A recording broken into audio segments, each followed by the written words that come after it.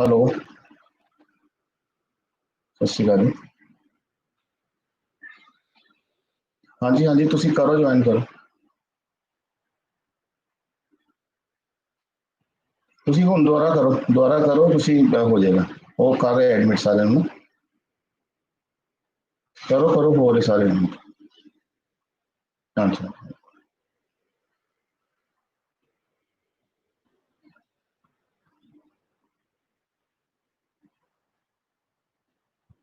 participants are requested to keep your audio and video mute and don't click on this present no button. So don't click on present no button. Participants are requested to keep your audio and video mute.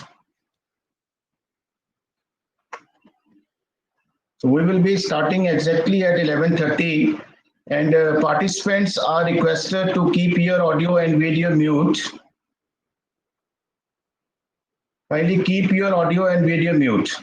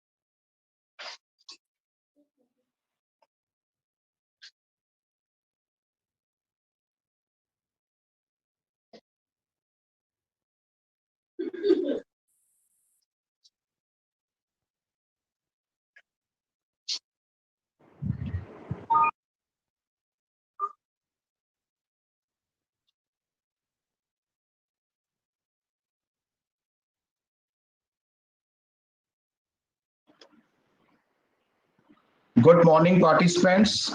All the participants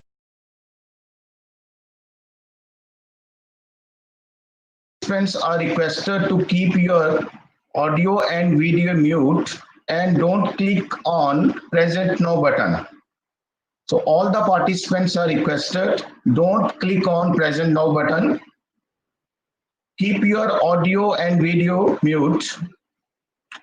We have with us Dr.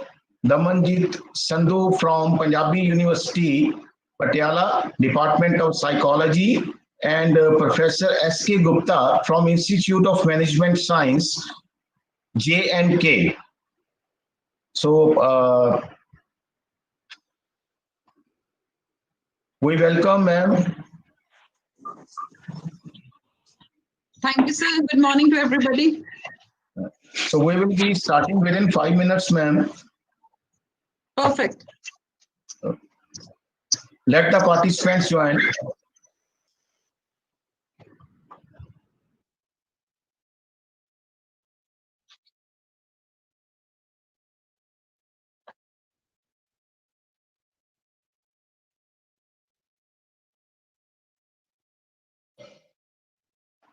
Participants are requested, don't click on present now button.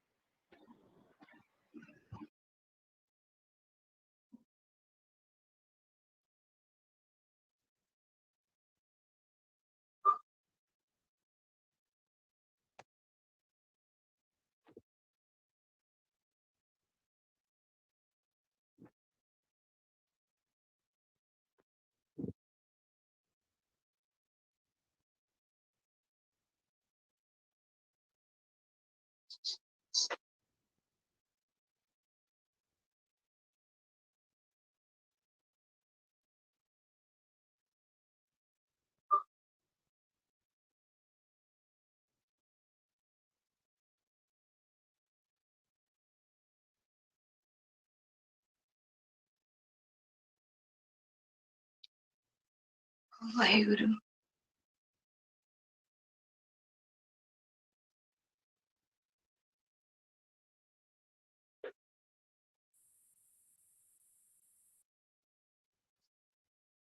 I have the video.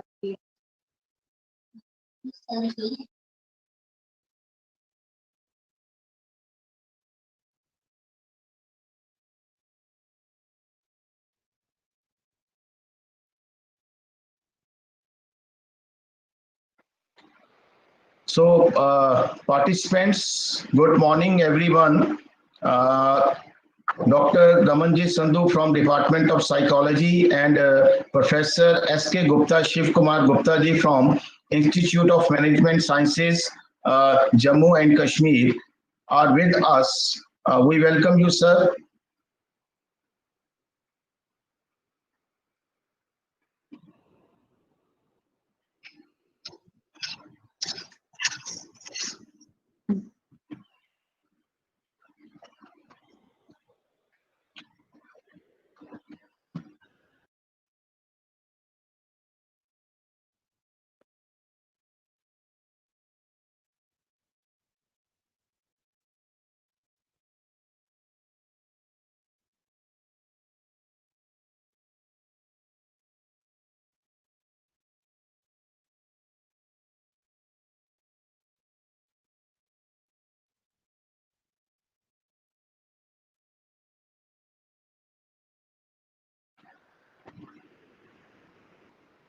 Shri Sanjeev Anandji, the alumni of this institution and Secretary SPN Management Committee, is also with us. Good morning, sir, and a warm welcome to you, sir. Shri Sanjeev.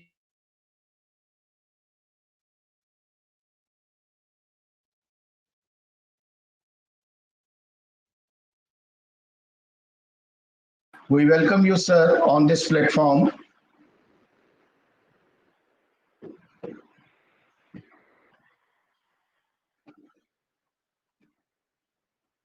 So participants, we will be starting within 2-3 minutes.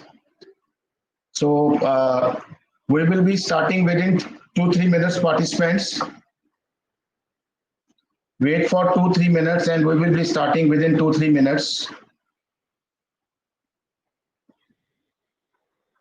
and I hope it will be a very interactive session for all of us. What this COVID-19 has taught to us, we carry the lessons of this COVID-19 pandemic for a long period of time.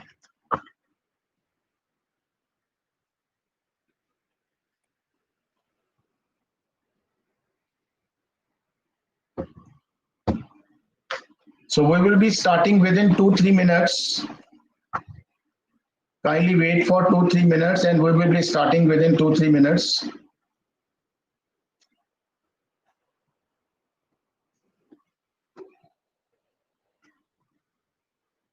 So dear participants, we will be starting within 2-3 minutes. Participants are requested, don't click on present now button. Participants are requested, don't click on present now button.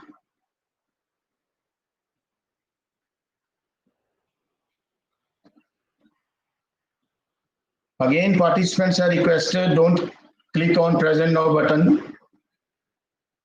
Keep your audio mute. Participants are requested, keep your audio mute. So we will be starting in a short while of time. Participants are requested, don't to click on present now button. So we will be starting within 2-3 minutes, dear participants.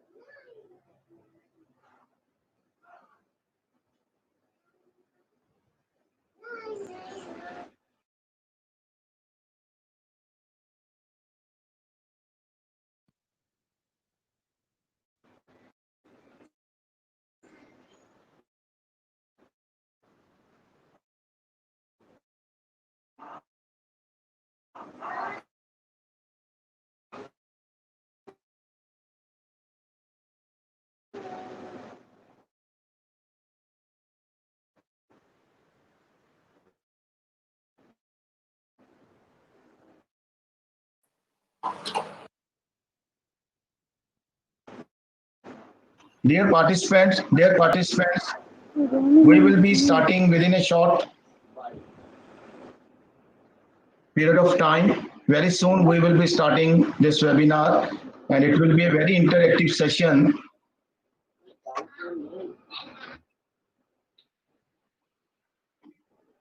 I hope this webinar will be an interactive webinar, and at the end of this webinar we will carry home a lot of things and life lessons which this crisis has taught to us. So very soon, within 2-3 minutes, we will be starting this webinar. Our respected Secretary Shri Sanjeevan Anji, SPN Management Committee is with us. Very soon, our respected President Sir Shri Rajan Mukherjee will be with us, and we will be starting very soon. Within 2-3 minutes, we are going to start this webinar.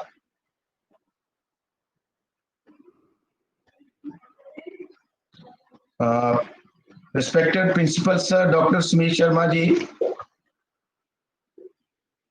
is with us, and we welcome you, sir. Respected sir.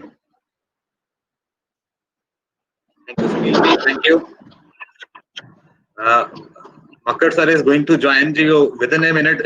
He will with us. Then we will start with our day proceedings. Okay, sir. Okay, thank you very much, sir. Dr. Damanjit Sandhu, Department of Psychology, Punjabi University, Patiala, a renowned psychologist who has her work on mental health. Her work is highly rated by critics, and Professor S.K. Gupta from Institute of Management Sciences, DNK, a renowned philanthropist and a well-known academician, is with us. So Dr. Damanjit Sandhu will be having her key deliberation on the theme Reboot Your Life, Life Lessons and Mind Management Mantras amid COVID-19. So I'm very glad to see a very old friend of mine, Atul Kohli ji. He is chartered accountant. He is chartered accountant, and it's a matter of proud for our institution that Mr. Atul Kohli is with us. So I welcome you, sir, on this platform.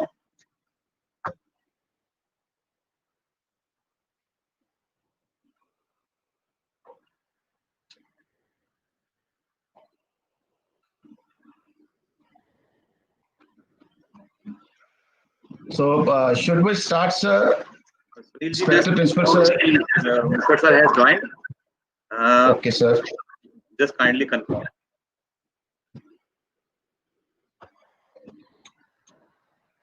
So we are going to start within a minute, dear participants.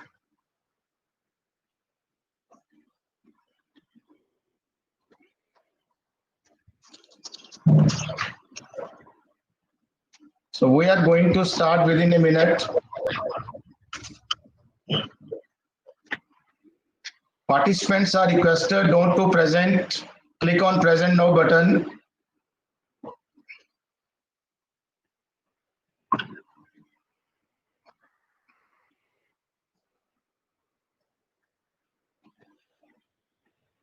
Participants are requested don't to click on, do not click on present now button. So we are going to start within a minute or so.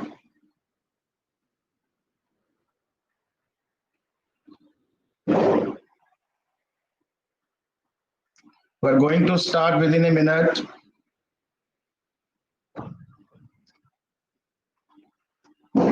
Really, you can start. Mukher sir has joined. Okay, sir. Okay. Okay, sir. So, Honorable President Shri Rajan Mukherjee, SPN Management Committee, Mukerian, Shri Sanjeev Anandji, Secretary, SPN Management Committee, Mukerian, distinguished dignitaries, Dr. Damanjit Sandhu from Department of Psychology, Punjabi University, Patiala, and Professor S.K. Gupta ji, Institute of Management Sciences, JNK, and respected Principal Sir, Dr. Smir Sharma ji, and dear participants, a very good morning to all of you. So I will be starting with these lines. ये समय नदी की धार के इसमें सब बह जाया करते हैं, ये समय नदी की धार के इसमें सब बह जाया करते हैं, ये समय बड़ा बलवान प्रबल पर्वत झुक जाया करते हैं, अक्सर दुनिया के लोग समय के चक्कर खाया करते हैं, लेकिन कुछ ऐसे लोग हैं जो इतिहास बनाया करते हैं, इतिहास बनाया करते हैं. Yes, my dear friends, you are going to create history. You are going to tell to your coming generations that how you fought bravely with your deadly enemy and what lessons this crisis has taught to you. So let us go to flashback and visualize the time 3.5 months back, where nobody even think about that the COVID-19 and the lockdown afterwards will bring a turning point in everybody's life, putting a big question mark on the survival, existence, and growth of mankind. We were compelled to think that are we sitting in a cinema hall watching the movie, or is the movie playing out in real life? Among a plethora of messages on COVID-19 was a request to God to reboot 2020 as it has a virus. But the reality is that nations across the world, globe, across the globe, will have to reboot their thoughts and creativity to tackle the deadly enemy we do not know, cannot see, or predict its next move. Things have changed so much in the last 3.5 months. The way we interact with the people, the way we work, the way we eat, and the way we travel. The corona effect changed many aspects of our life, ranging from healthcare to social norms, and leave behind a deep economic scar that would take years to heal. It taught us a number of things: how to appreciate nature. You learn how to keep yourself busy. Your body and your mind is your home, and you have to learn how to love it and live with it. So friends, what I personally feel that this is the right time to live your passion, have a hobby, to reconnect with your old friends, be kind to yourself, and untie a few knots of your life. Family time is our new mantra. Appreciating every moment of life has become new norms. The COVID-19 pandemic demonstrates to us the value of freedom, the freedom to move, to be with those we love. It brought back human orientation in us, reflecting change in human behavior. Well, friends, it's a matter of great pride and honor for the alumni of Swami Premanand Mahavidyalaya that today we have shining stars from the galaxy of erudite scholars of rare distinctions. So we have with us Dr. Damanjit Sandhu, Department of Psychology, Punjabi University, Patiala. She will be deliberating on the theme Reboot Your Life, Mental Health and the Pandemic. And Professor S.K. Gupta from Institute of Management Sciences, Jammu and Kashmir. Now I request respected Principal Sir to welcome our distinguished guest, Principal Dr. Smir Sharma ji. Thank you, Sunil ji. Esteemed Shri Rajan Mukherjee, President Swami Premanand Mahavidyalaya Mukerian, and an alumnus of the college, and Honorable Shri Sanjeev Anandji, Secretary Swami Premanand Mahavidyalaya Managing Committee, and also a great alumnus of this SPN fraternity. It is a matter of pride. The SPN College Mukerian, with the efforts of all the staff members and the colleagues, is shining like a galaxy of the stars. Although the COVID has paralyzed all other systems, but we are in a continuous effort to touch each and every corner, whether it's a research, whether it's a student. And today we are in touch with our all alumnus. So we are organizing this an virtual alumnus meet. I think so this is the first time in the history of SPN College Mukerian, because these days the scenario is like this. Everything is going to be virtual. So I have discussed with Sunil ji, let us have an initiative to have a alumni meet, but the time allow us to do this virtually. So we have organized this virtual alumni meet. So today we have a galaxy of alumnus on this platform. I welcome Shri Jaipal Singh ji, retired PCS officer, Shri A.N. Mohindru ji, retired bank officer, Mrs. Jasdeep Kaur, TV and film artist, Sardar Ranjit Singh ji, retired bank officer, Dr. Kashmiri Lal ji, Principal Government College Talwara, Atul Khosla ji, CA, and many other people who have joined are also welcome on this platform of an virtual alumni meet. Respected sir, on this alumni meet, we have requested Dr. Damanjit Sandhu, a scholar, Department of Psychology, Punjabi University, Patiala, and ma'am has a lot of work on mental health, and she is the head of International Mental Health and chief of United States of America's Association Mental Health Counseling. So we have requested the ma'am and the other resource person, Dr. S.K. Gupta ji from IMS Jammu, to let us come together so that to reboot our life, so as to have the lesson of the life and to have mind management mantra amid this COVID-19. So they are kind enough. They have give us the time.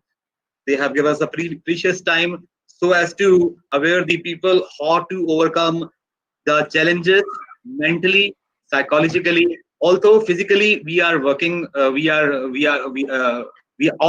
fighting with this coronavirus. So it's a matter of great pride.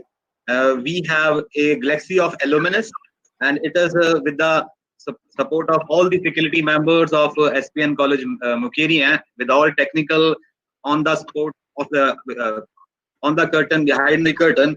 So I thanks all the members of the society, all the members of faculty, and I am also very thankful for our alumnus, the Rajan Makkarji, President, Shri Sanjeev Anandji, and other alumnus who have joined on this platform. I'm also very thankful to this SPN GEM Association who is conducting this virtual alumnus meet. I also congratulate Dr. Sunil Agarwal ji to take this initiative so as to bring all the people together to have a life mantra, and it's the platform when we can recall our journey which we have done with SPN College Mukerian. The members of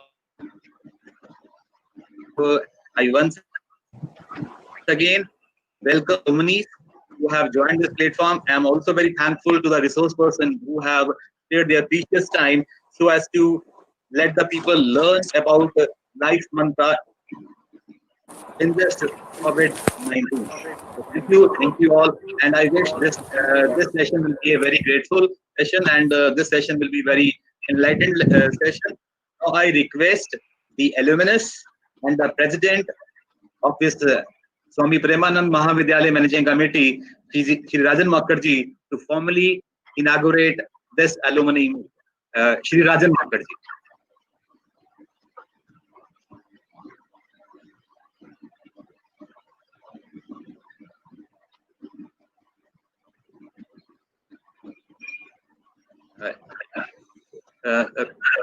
Sir.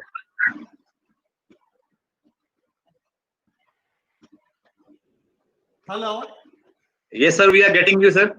Thank you. Okay. So good morning, everybody.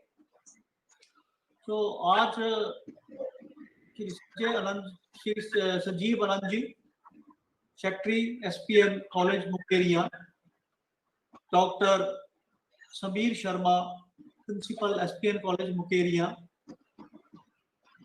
Doctor Tamanjeet Sidhu, department of psychology, Punjabi university Patiala, doctor SK Gupta, BGSP university Rajouri JNK, professor Sunil Agarwal, department of commerce SPN college Mukerian, and alumni participants. So आज जो हमारा topic है वो है, एक तो कोविड-19 से कैसे उभर के बाहर आना है और हमें अपनी सोशल लाइफ कैसे शुरू करनी है. तो इसके लिए हमें ज्यादा कोरोना वायरस से डरने की जरूरत नहीं है. इसके लिए प्रिकॉशंस जरूरी हैं, इसके लिए मास्क जरूरी है.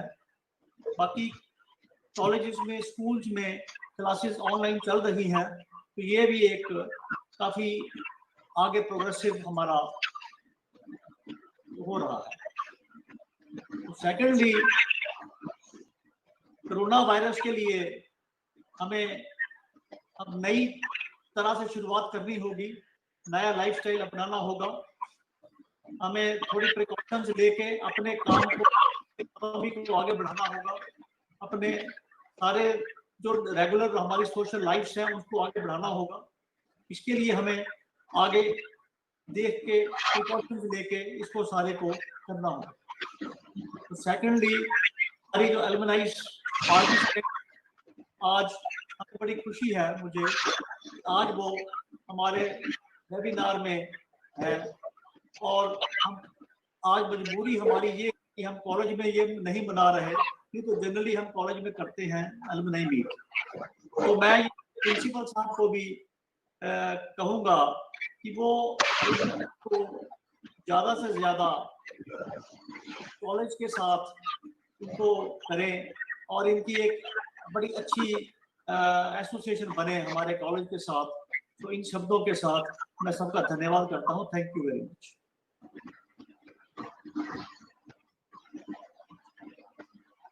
Thank you, sir. Thank you. Sunil ji, you take the task. Yes, sir. So, thank you very much, sir. It's a matter of pride and honor for our institution, and I am very glad to announce this that Shri Rajan Makkarji, President SPN Managing Committee Mukerian, and Shri Sanjeev Anandji, Secretary SPN Management Committee Mukerian, both are the alumni of Swami Premanand Mahavidyalaya. So we welcome you, sir, and we are very glad to have such a big personalities with us to give blessing to us.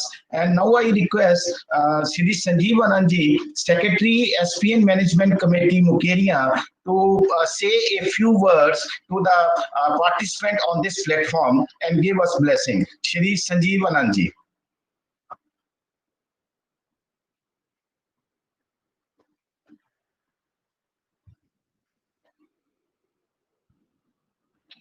Shri Sanjeev Anandji, sir, kindly unmute yourself. Shri Sanjeev Anandji, sir, kindly unmute yourself. Yes, sir. Yes, sir. Good morning, all of you. Honorable President Rajan Makkarji, Principal Dr. Sameer Sharma ji, Head of Department Dr. Sunil Agrawal ji, हमारे आज के जो की note speaker हैं doctor Damanjeet Sandhu जी, doctor S Gupta ji और जितने भी हमारे कॉलेज के एलुमनाइज हैं, सबसे पहले मैं अपने कॉलेज मैनेजिंग कमेटी की तरफ से आप सबका स्वागत करता हूं इस वेबिनार के प्लेटफॉर्म पे। ये इनिशिएटिव है जो हमारी मैनेजमेंट ने और हमारे कॉलेज के स्टाफ ने आप सबके साथ मिलकर लिया है।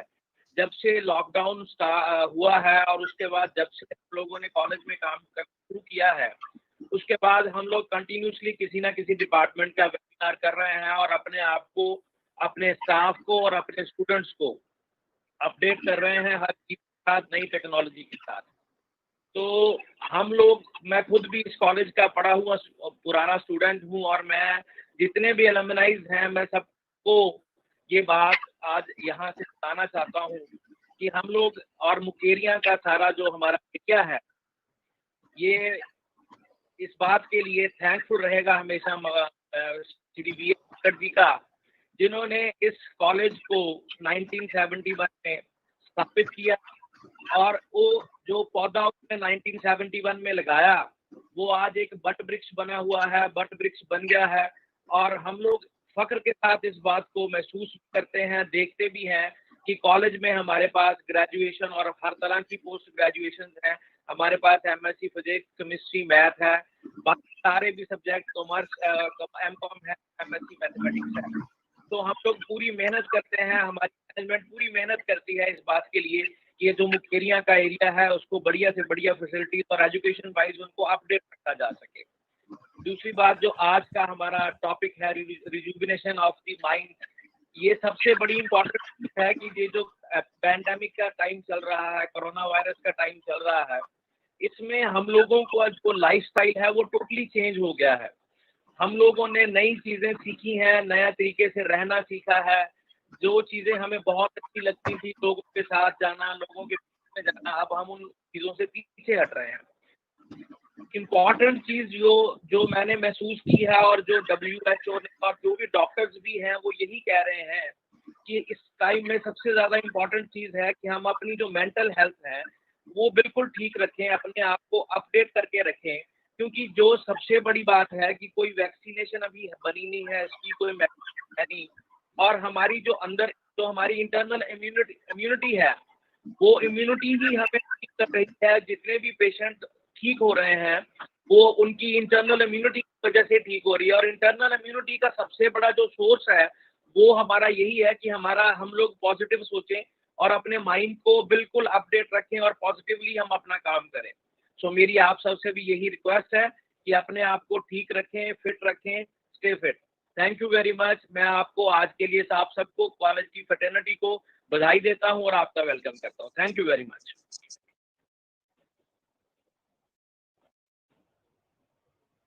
So, thank you very much, sir, for your kind words.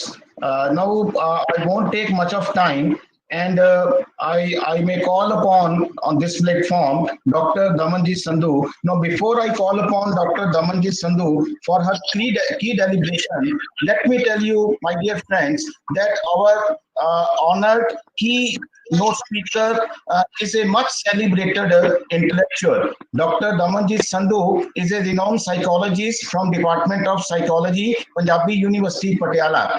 Her specialization is in the field of mental health and well-being of women.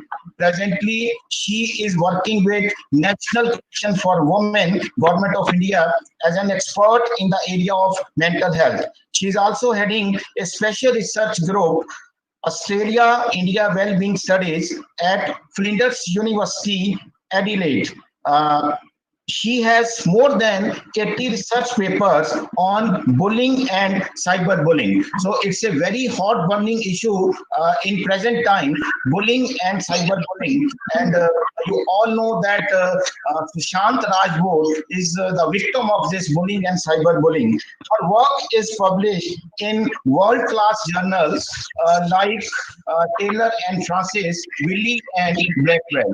Her opinion on mental health and development in national and international media is rated very high by the critics. So I welcome you, ma'am. Now the platform is yours. Dr. Damanjit Sandhu from Punjabi University, Patiala. Dr. Damanjit Sandhu. Thank you, Professor Sunil Agrawal. A very good morning to all of you. I'm very happy to be a part of this alumni meet, and I see a lot of bright stars which have been produced by this great institution. Thank you, Mr. Rajan Makkar, for giving me a chance to interact with all of you. Principal Dr. Sameer Sharma, Shri Sanjeev Anandji, and I'm very happy to share this platform with Dr. S.K. Gupta.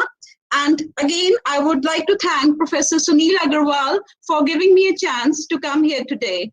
So as we all know, we are going through very difficult times. So a very good topic has been chosen by the college because this is the need of the hour. And as our speakers before me, they have highlighted, we need to focus on something called mental health because there is no health without mental health. So today's presentation or today's talk would be about how we can have a positive mental health and heighten our sense of well-being during the most challenging and the turbulent times of the present day situation.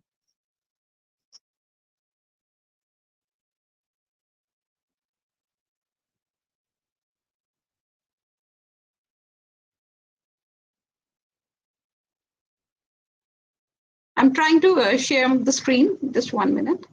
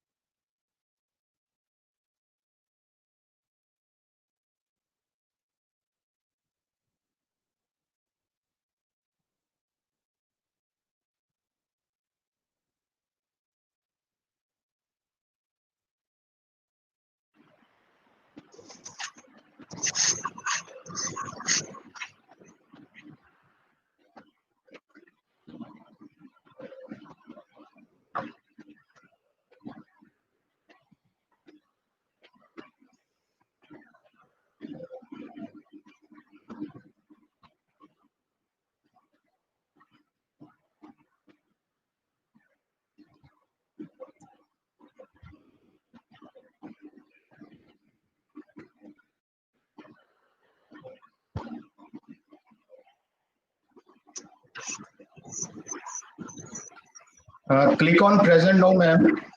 Yes, I'm doing it. There's some problem with it. One second. I'll try.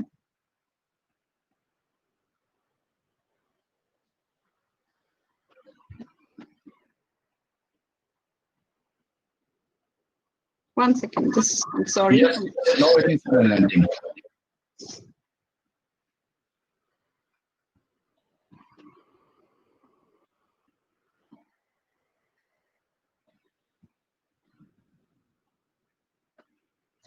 It shows I'm presenting, but I just can't see it. Yes, yes, ma'am, you are presenting. You can start your slides, ma'am.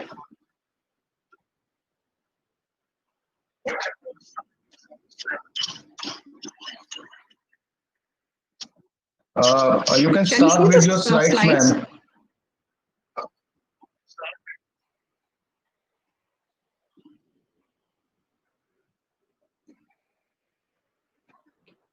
You can retry it again. Just stop presenting and then again start presenting. There is some technical change. Okay. Okay. Okay.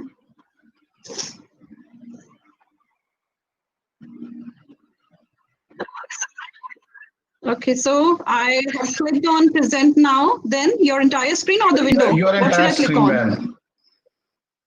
You just click first present now, then your screen will be shared. After that, you can start with your presentation.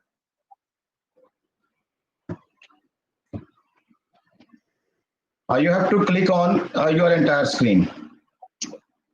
Yes, now you have started presenting. Yes, it's fine, ma'am. Can you see the slides? It's good. Just close rest all your windows. Yes, it's fine Yes, now. yes, ma'am.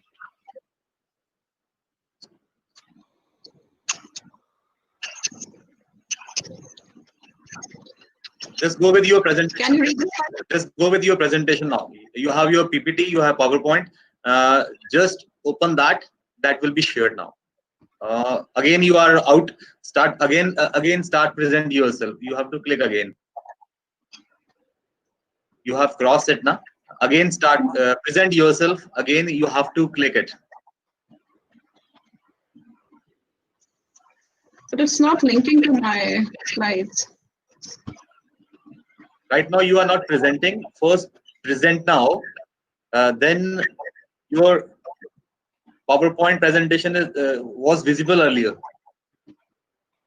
1 second.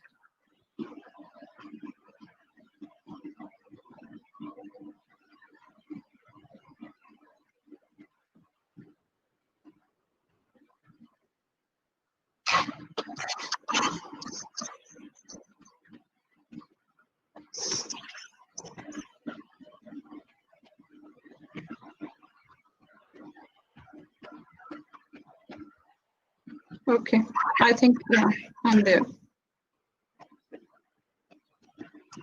Okay, can you see the screen? Can you see my PowerPoints, please?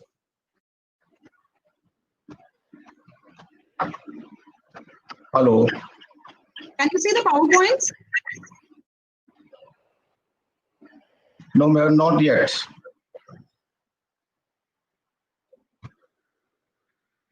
Now? Just a minute, ma'am.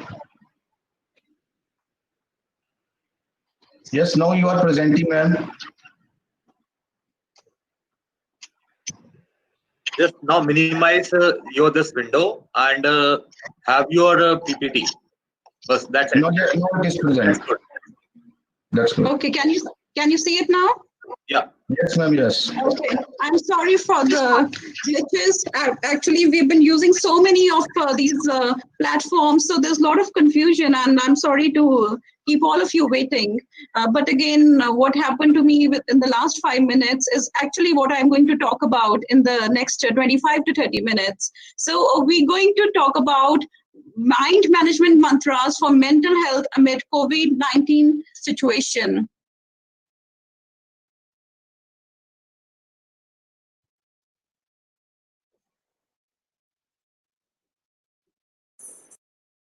So this COVID-19 situation has given us so much of challenges. And for the first time, the humanity is experiencing a collective sense of vulnerability where there is a threat not only to our mind, but to our body and also to our social relationships. So we as psychologists, we call it a shadow pandemic, which means that there is an epidemic within an epidemic. Within the health issues, there is something which is related to one's mental health and well-being. And we have witnessed a lot of rising mental health problems in the last 3 months, and psychologists and the psychiatrists and all the people who are dealing with mental health, they are predicting that this problem is going to escalate in the coming times. The world is going to witness so much mental health crisis which we were never ready to face. So earlier, definitely, we were facing mental health problems. And as we all know, WHO has given us the statistics that India is the most depressed country in the world. And the maximum number of suicides amongst the young people take place in India. So India has the population for the most mentally disturbed people in the world. If you talk about depression, anxiety, suicide, relationship problems, substance abuse, they are the highest in India. So we were already witnessing it. But now this particular situation, it has added fuel to the fire. So this is more like a last load on the donkey's back, which can make the donkey fall down. So earlier we had our cushions. There were many things around us which helped us preserve our sanity. We would meet people, we would enjoy with them, we would celebrate our successes, and there were always shoulders to cry on. There was everybody around us, and we could share our grief, our sorrow, our successes, our whatever good and bad we had in our life. There was somebody. We could just meet people, and there was a balm on many of our negative emotions. But certainly we have now lost touch with that particular thing which was preserving us, which was giving us some strength, which was giving us some hope. Now you see people, they are alone. They cannot even, most of us cannot even visit our parents, our families, because we have been separated by distances. So all the social support has actually gone missing, which has never been the case earlier in life. And if you see the mental health problems in the last 3 months, National Institute of Mental Health and Neurological Sciences, they received distress calls from around 3 lakh people. And this is just one helpline in India. There are so many mental health helplines, but this particular institute has received 3 lakh calls, and most of them, I would say not most of them, all of them, they were related to this lockdown, the problems people experience due to this corona situation, and they have already given 60,000 people counseling related to anxiety and depression. And there has been a report by the Indian Psychiatric Association that within 1 week of the lockdown, there was a rise of 20% cases in the mental health. So this is what we are expecting. As the time goes by, we are going to have more and more people reporting for mental health problems. And the situation is such that around 300 people, they have committed suicide during the lockdown period. And there were around 170 or to 180 people who have actually done it by reporting that this was related to lockdown, be it some financial problem, loneliness, some stress, or even withdrawal from alcohol. So we have to now gear up, and we have to be ready to face this pandemic which is about to come. Because even if we are able to survive the physical impact of the virus in the coming time, there are going to be lots of depression cases, all the people who have been isolated, people who have been quarantined, people who have lost their jobs, people who have lost their livelihood, or there have been a lot of cases of bereavement where people have lost their loved ones to infection. So all these people are going to be presenting with a lot of mental health problems. And after this crisis is over, there would be 30% increase in depression, and the same percentage which we call post-traumatic disorders. So post-traumatic disorders is something which people experience once they are out of that stressful condition. Like during the stressful times, they might be very bravely facing it, they might be going through it very courageously, but somehow in some corner of their heart, in their mind, it is affecting them. And after that situation is over, they start reporting symptoms of flashbacks, of nightmares, not being able to sleep. So we have to be geared up for that. And who are the vulnerable population? Like which particular segment of population is most vulnerable or predisposed or at risk? So these are the people who are living alone, the single parents or the single carers. So single mothers or people who have to look after their old people, like their mother or their father, all alone. They are the people who are going to be impacted a lot by the situation. And then the senior citizens and the youth, the people who are old, they don't have much supplies, they don't have enough money, or they have been abandoned by their children because of fear of infection. And definitely the youth. The youth has suddenly gone into a situation where all their future plan has gone haywire.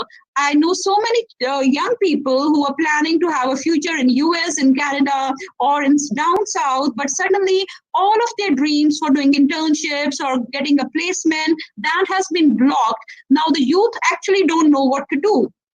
And then it is very important to take care of the people who have pre-existing psychiatric disorders, people who are already living with subliminal depression or subclinical anxiety disorders. So because now they cannot meet people, they cannot move around, they cannot move around freely and talk to their people. So we all have dark days, we all have weak moments in life, we all feel low, but once we go out in our normal work, in our normal routine, we socialize, we meet people in parties or in social situations, we are able to get over that particular mood issues or our negative feelings. But these people now, they're all alone, so they are going to be troubled a lot by these problems. And due to lockdown, there were many people who could not approach their therapist, who could not approach their doctors because of the lockdown. And most of the doctors, they had locked down their OPDs. So such people, they were more critical at that particular time. And last but not the least, which is something very important, and we have already witnessed it, the National Commission of Women has also reported, even the State Commission of Women has reported that there have been so many cases in the rise related to domestic violence. So all the people who are living in close proximity with their abuser, the abuser could be an abusive husband, an abusive wife too, like for men also sometimes, and sometimes it is your own parents. Like for children, there have been so many cases where children have been abused by their parents, not only physically but even sexually also. So again, this was a very difficult time. Because of all this, we have to prepare ourselves to face this issue of mental health problems in the coming times. Right, so the lockdown, this particular lockdown was the harshest. It was the harshest ever in the world and the largest containment experiment which people have experienced. So this public health issue related to health, it became a law and order issue where people could not even go out for their normal walks, for their daily walks, for their normal shopping or groceries or anything. And so much of suddenly this came, and nobody was actually prepared. People lost their jobs, their businesses. There was a fall in their incomes, loss of social connections, and sudden loneliness. People were just trapped wherever they were. They had no time to come out of it. And people, those who were in their houses, they were left with nothing to do. They had empty, dull routines, and all the time they were having the fear of infection, even till today. Suddenly, there's been so much of paranoia around us that we're not ready to meet even our own people. We are afraid of them. And once we go to a social situation, for the next 10, 15 days, we keep worrying that probably I've got some infection, which is actually over concern about our health. Then there was helplessness that we could not do anything about it, what is happening. And all these situations, they actually create problems problems for your mental health, because if you see the pattern of mental health problems, it is marked by insecurity. A person having mental health problems will have exaggerated fears, a sense of helplessness, that there is no control over the present situation, over the future. So all this is leading to the compounding of the problems related to the mind. And of course, there is a lot of stigma. This particular disease, we don't look at it as a disease.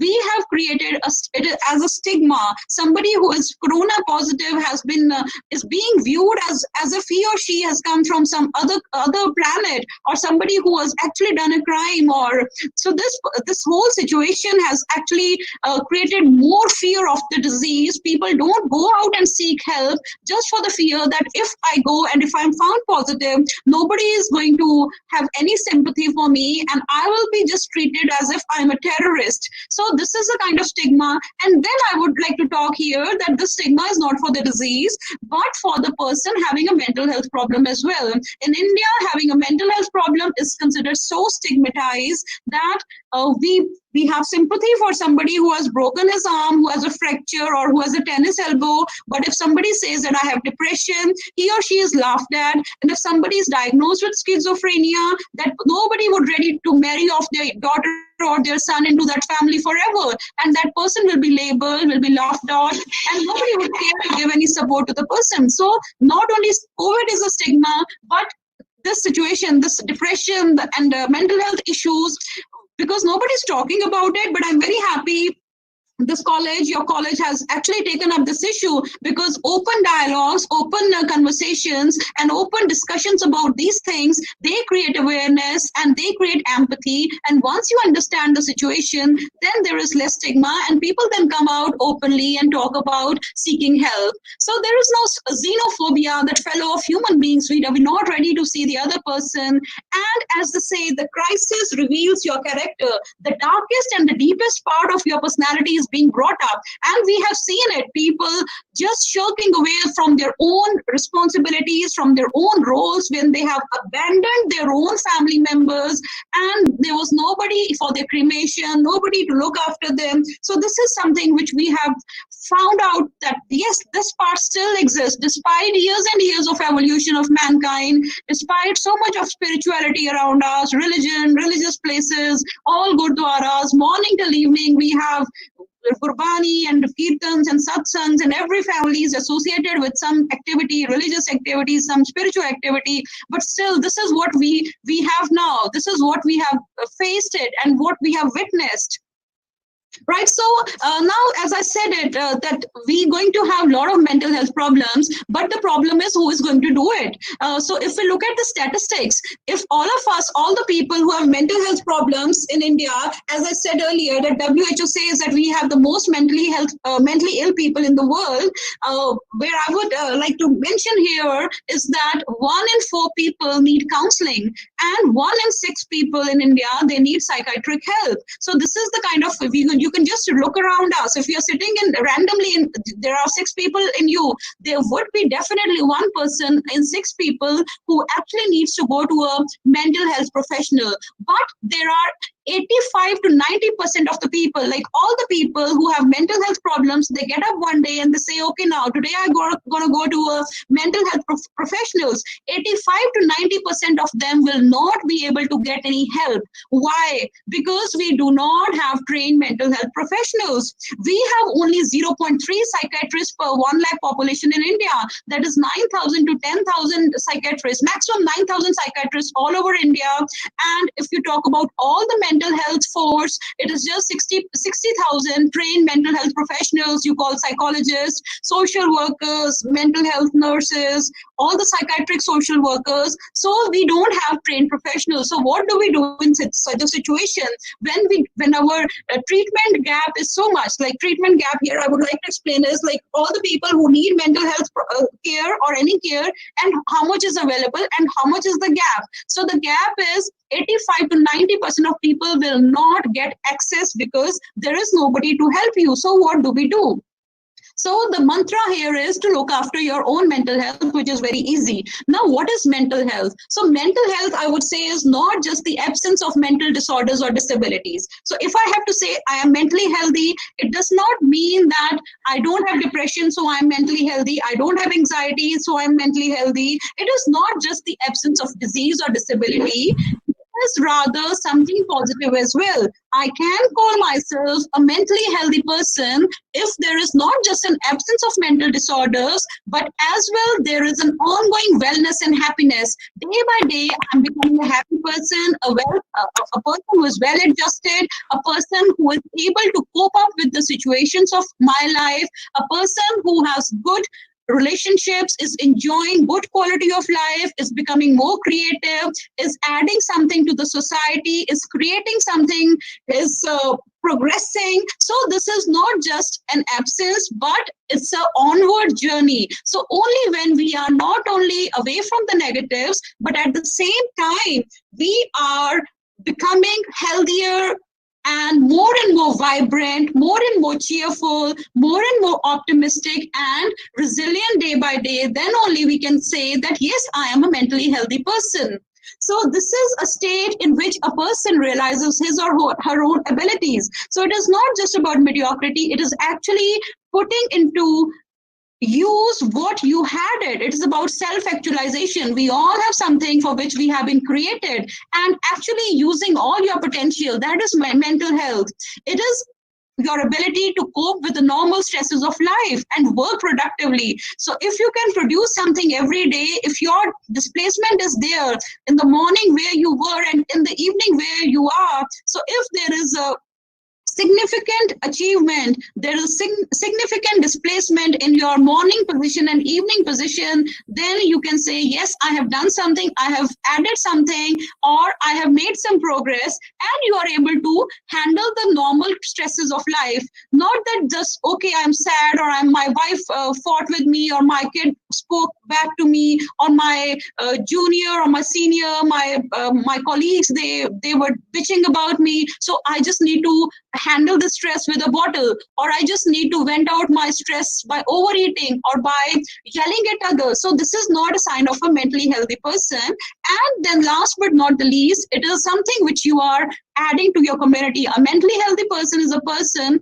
who will add something to her community, his or her community, making small strides and trying to make the lives of others around him or her definitely better, and trying to make the best of the situation and never letting the situation, the environmental factors coming in the way, like today's situation. Despite the lockdown, still the college has tried, it has proved, still being in the lockdown situation, you can connect your alumni, you can keep doing whatever you want to do. So this is something which I would say that not only a person, but even the mental health of the institutions, of the organizations, that also is reflected by their patterns of how they're working, how they're dealing with the stresses of daily life.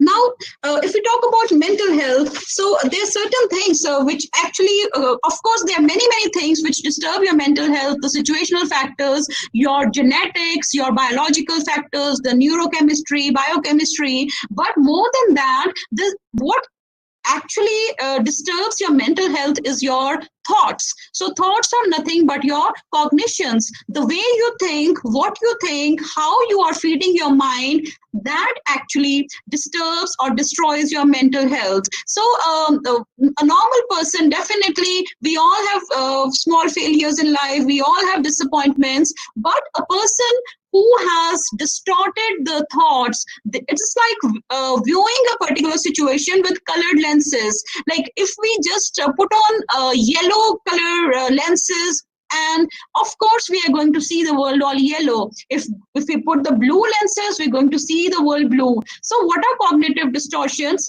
We are distorting the way in actual, and in reality that is not true. So it is the way our mind convinces of something that is actually not true. So these are the negative ways, the negative thought patterns in which we view the world, and we all do it time to time because we want to save ourselves from anxiety. These are our defense mechanisms. We try to blame others. We try to say that people are against me, or nothing of my fault, or it was God's will, or it is my destiny, my bad luck, or there are forces against me. So these are the kind of distortions we all do. But if we do it beyond a point, if we do it excessively, this will increase our anxiety, it will deepen depression and cause relationship difficulties and a number of other complications in the way we are dealing with the world. So I'm just giving you a few bad examples, how some bad thoughts, our wrong thoughts, or our faulty distortions,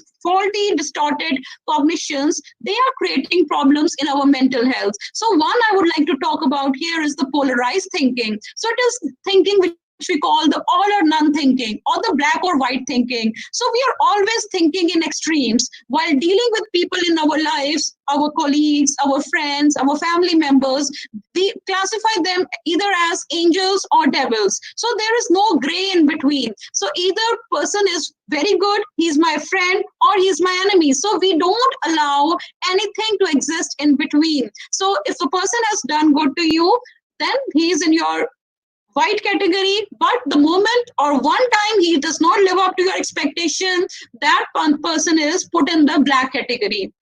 Then there's something called overgeneralization. For example, a student who has failed in mathematics in one term, that person might generalize or try to say, maths is not my cup of tea. I cannot do maths at all. It is not for me. So, or if you have had one bad relationship, you are going to say that, for example, a woman who had a breakup, she would say all men are bad. So we overgeneralize the things. Or if one time a person has refused something, your colleague has not been kind to you for one situation, for one particular situation, you overgeneralize and say, no, he's a bad guy, he's this, he's that, right? So then there's something called catastrophizing. It is some hysterical overreactions we have about a situation. For example, you're waiting for a paycheck, or you're waiting for some money to come to you, but it could not arrive on time. So you keep thinking about the situation, over dramatizing the situation, that no, I'm now going to fail in life, I'll not be able to pay the rent, I'll be thrown out of the house, and this and that. So you are overly making it more dramatical and giving it more intensity than it actually has. Then there's something called mental filtering, which is a tendency to ignore positives and focus exclusively on the negatives. So you're not looking at the positive things, what you have. No, you do not consider that. You're not counting your blessings. Rather, what you don't have, the half empty glass, you're always looking on that, whether it is your own life, your relationships, the people you live with, the people you work with, everything. Like even for the weather, if it is raining, you want sunshine. If it's sunshine, you want rain. So you are just ignoring the positive things, which is actually bad and stressful. Then there's certain should statements which we always use in our life. Like the psychologists, the therapists say that if you want a happy, peaceful, and healthy mental life, you should delete the word should, ought, must from your dictionary, because these words are actually, they are utopian. They do not exist in the real world. Like if somebody says that everybody must love me, or I should stand first all the time, or everybody should respect me, that is not possible at all. There is nobody in the world who has been respected or loved by everybody. There is nobody in the world who has stood first all the time. So these words like shoulds, oughts, must, they actually complicate our lives. Then there's something called emotional reasoning, which we all do. You have certain emotions, you feel something and you say, yes, this is right because I feel it. Because I don't feel good about that person, so that person is not good. So when we view the situations according to these faulty ways of looking at the world, we are creating problems not just for ourselves, but even in our relationship with other people. Right. So, there's certain, because we're talking about mental health, wellness, well-being here. So, as I said, we all have negative moods. We all have dark days and disappointments and challenges and failures. But there are certain red flags which we need to identify in and around us. Because, as I said, there's a pandemic around us, we all have people, we all know one person from either from our family or from our extended family, from our colleagues who actually would need this. So if you think that the person is neglecting personal appearance, he is not dressing up now the way he used to, is not bathing, is not taking good care of his hygiene, is talking a lot about death and dying, then there are certain personality changes in the person. A person who was very vibrant, a person who was very happy, chirpy, bubbly, suddenly that person has become dull, gloomy, sad, or he or she has lost interest in everyday activities. If she was interested in certain hobbies, certain activities earlier, but now the person says, no, I don't like it anymore. And even the person has started giving away the prized possessions. Like there are certain things which are very precious for us. And if you see that this person is now saying, you can take it away or donating it, then you need to be a little cautious about this thing. Then there are mood swings, like person is suddenly very happy, and after some time you will see that that person is his mood has hit the rock bottom, or there's a loss of sense of purpose.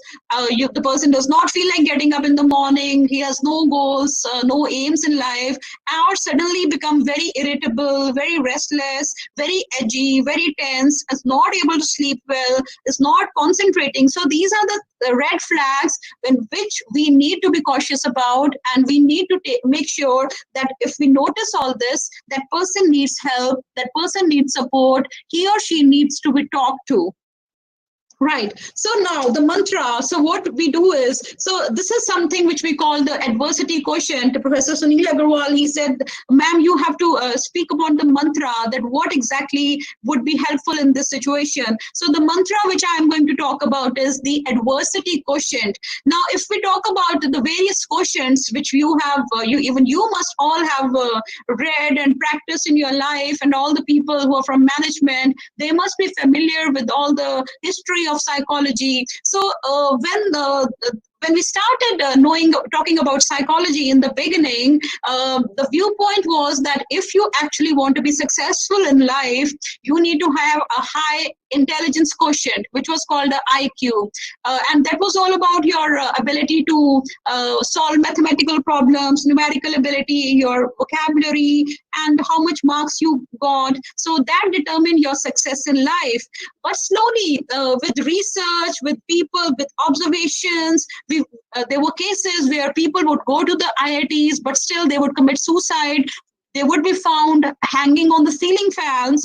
So suddenly the world's attention was towards emotional quotient, where people started saying that IQ actually is responsible for only for your 15% success in life.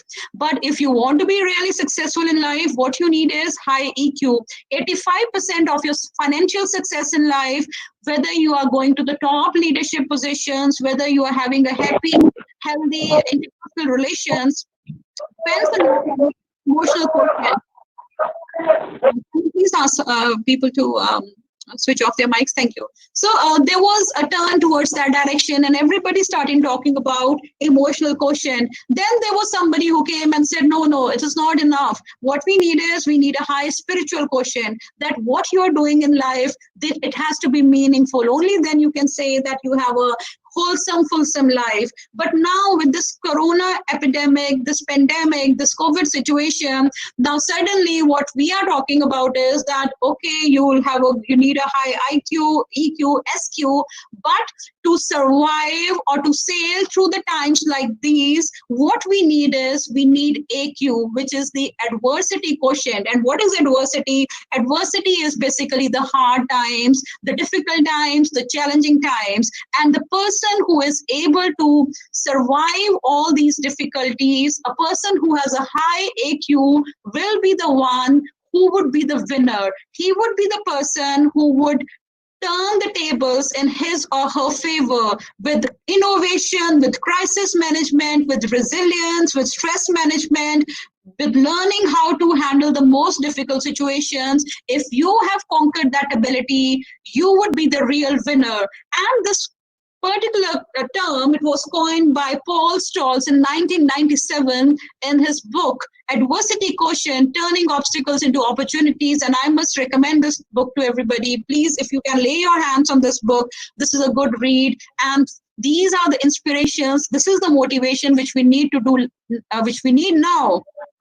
And what is AQ? It is the ability of a person to deal with the adversities in his or her life. And it is the science of resilience. What is resilience? Resilience is your ability to bounce back. It is your ability to overcome setbacks with relative ease. It is your personal bounce back ability. If you can bounce back, for example, a ball is thrown on the floor and it is able to bounce back. It is able to come back to its usual self, if not to the same height, but at least to some respectable height, then that is your bounce back ability. And this is what we need now. So this is about the challenges, the disappointments, the sadness, despair, and hopelessness, which are difficult parts of life. And we all have seen it in the last 3 months. We all have experienced it. If somebody has not experienced it, that is not a normal human being. We have all gone through these in the last 3-4 months. But each person's happiness, growth, and success depends largely on his or her responses to the difficulties of your life. So whenever you are faced with a stressful situation, a difficult situation, a challenging situation, we have to cope. And usually there are 2 ways of coping. One is the emotion-focused coping. The people who use the emotion-focused coping, they are the people who would just say, this was not for me. This is God's will. This is my destiny. Or other people are against me. They would keep crying. They would keep brooding, ruminating, blaming others, overeat, drink, fall into alcoholism, substance abuse. So they are trying to emotionalize the situation.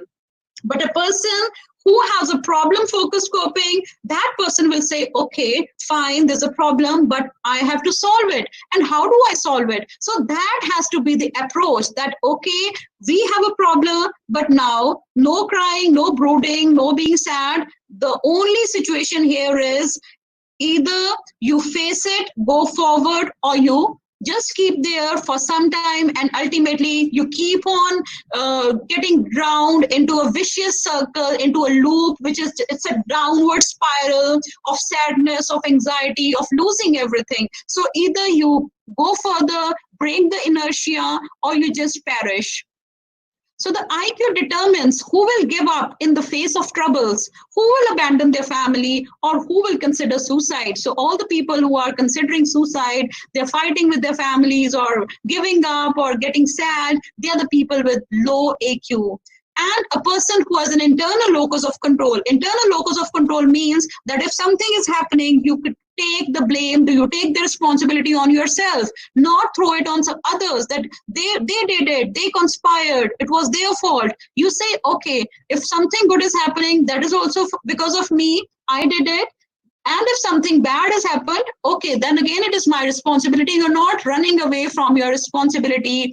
It is your ability to self-regulate. Just like the regulator of the fan, we can switch into better, higher speed and lower speed. Similarly, we are able to regulate our behavior, and a person who has high AQ will be able to regulate how much he or she has to sleep, how much he or she has to eat, how much he or she has to brood, cry.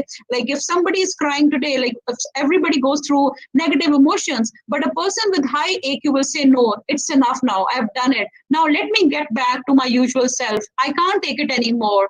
So your ability to resist stress and the ability not to fall into victimhood by the harshness of the environmental factors, right? So this is the key determinant. This is the mantra of success and winning in a person's life, whether it is workplace, in business, personal life.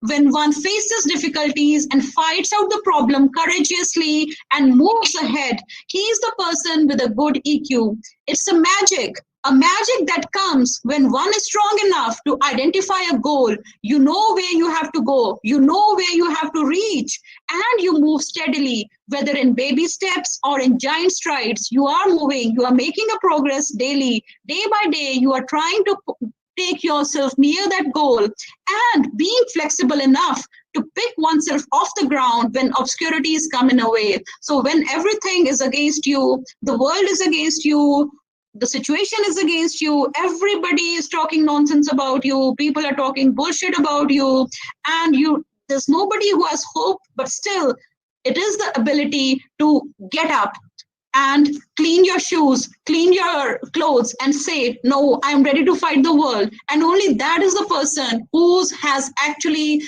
taken the first step towards his success. And the key, how do you develop a high AQ? It is about changing your beliefs, changing your thoughts about yourself most, and about the situation as well. And how to develop a greater AQ. So first of all, you have to see the problem, acknowledge that the change is needed, because most of the time we are acting ostrich. We just sweep the issue under the carpet, and we just don't see the elephant in the room. We don't realize where the problem exists, whether it is in us, in our finances, in our academics, in our relationships. We don't see the problem. So you have to see the problem eye to eye. Then you take ownership of the situation. Yes, the problem is there, and I will now take ownership. I will now get back to change the situation. And you develop your action plan to solve it, and you start doing it. So it is not having the lazy approach that someday someone will come and will have a magic wand in the hand and all your problems will disappear. No, that is not going to happen. You have to do it for yourself, and this is only in your hands. So you cannot run away from your problems.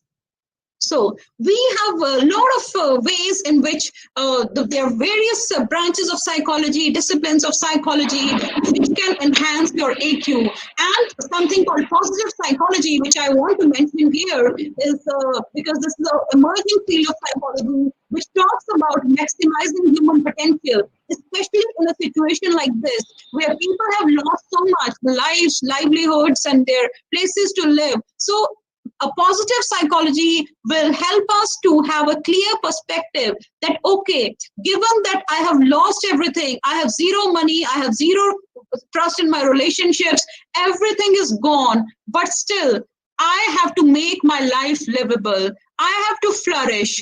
And now I have to think that what is still right here?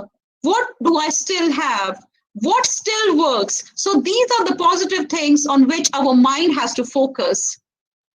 And then not only for yourself, you have to be a leader, whether it's a family, whether it's the organization, a group of friends, a person who is a leader, he or she will inspire others with positivity, infuse confidence and motivation in that person, in the whole family. We have done a study where we found that the entire mood of the family dependent upon the head of the family. So if the head of the family, the general of the army, is weak, he has given up, then all the people who follow him or her will definitely lag behind. So being a leader, whether you are a teacher in the classroom, whether you are a principal in a college, you are an administrator, all the people who work with you, who are your subordinate, big responsibility to inspire them, to infuse positivity in them, and to keep on reminding them about AQ. Just like the government is all the time reminding us about washing hands, wearing a mask, we all know, but still we need to be reminded. So as a leader, this is our work to keep on telling people that you have to get up, you have to fight the circumstances, don't give up, because this is your life, it matters, and you are not alone in it. We are all in the same boat. As they say, we are in the same ocean. The ocean is stormy. Of course, we have different boats. Like somebody said, we must be, one of us will be having a cruise ship. One of us must be having a boat which even does not have any oars to it. Somebody's boat might be leaking, but still we are in the same storm. So as a leader, you have to inspire that change and infuse positivity in the people you are leading. And the positive psychology uses the PERMA model to infuse change in people's life, which stands for positive emotions, positive experiences. The P is the positive experiences, doing things which actually make you happy, and being with people who are positive, or doing small little things for others, some acts of kindness, or just reading a good book that makes you laugh, or being in the company of people that spread positivity. So basically, we have to have positive emotions in your life. Of course, it is not easy to laugh, but still we have to, because we have to live. We have to train our mind.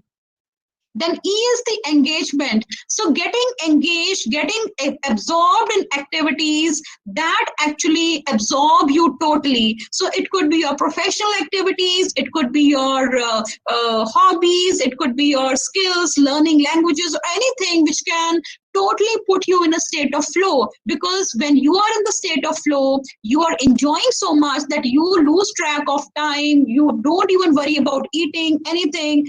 Something that actually keeps you so occupied and busy. And as they say, the busiest man is the happiest man. But if you just keep lying on the bed, looking at the fan all day, talking about all that you have lost, thinking about the past, that is not going to lead you anywhere.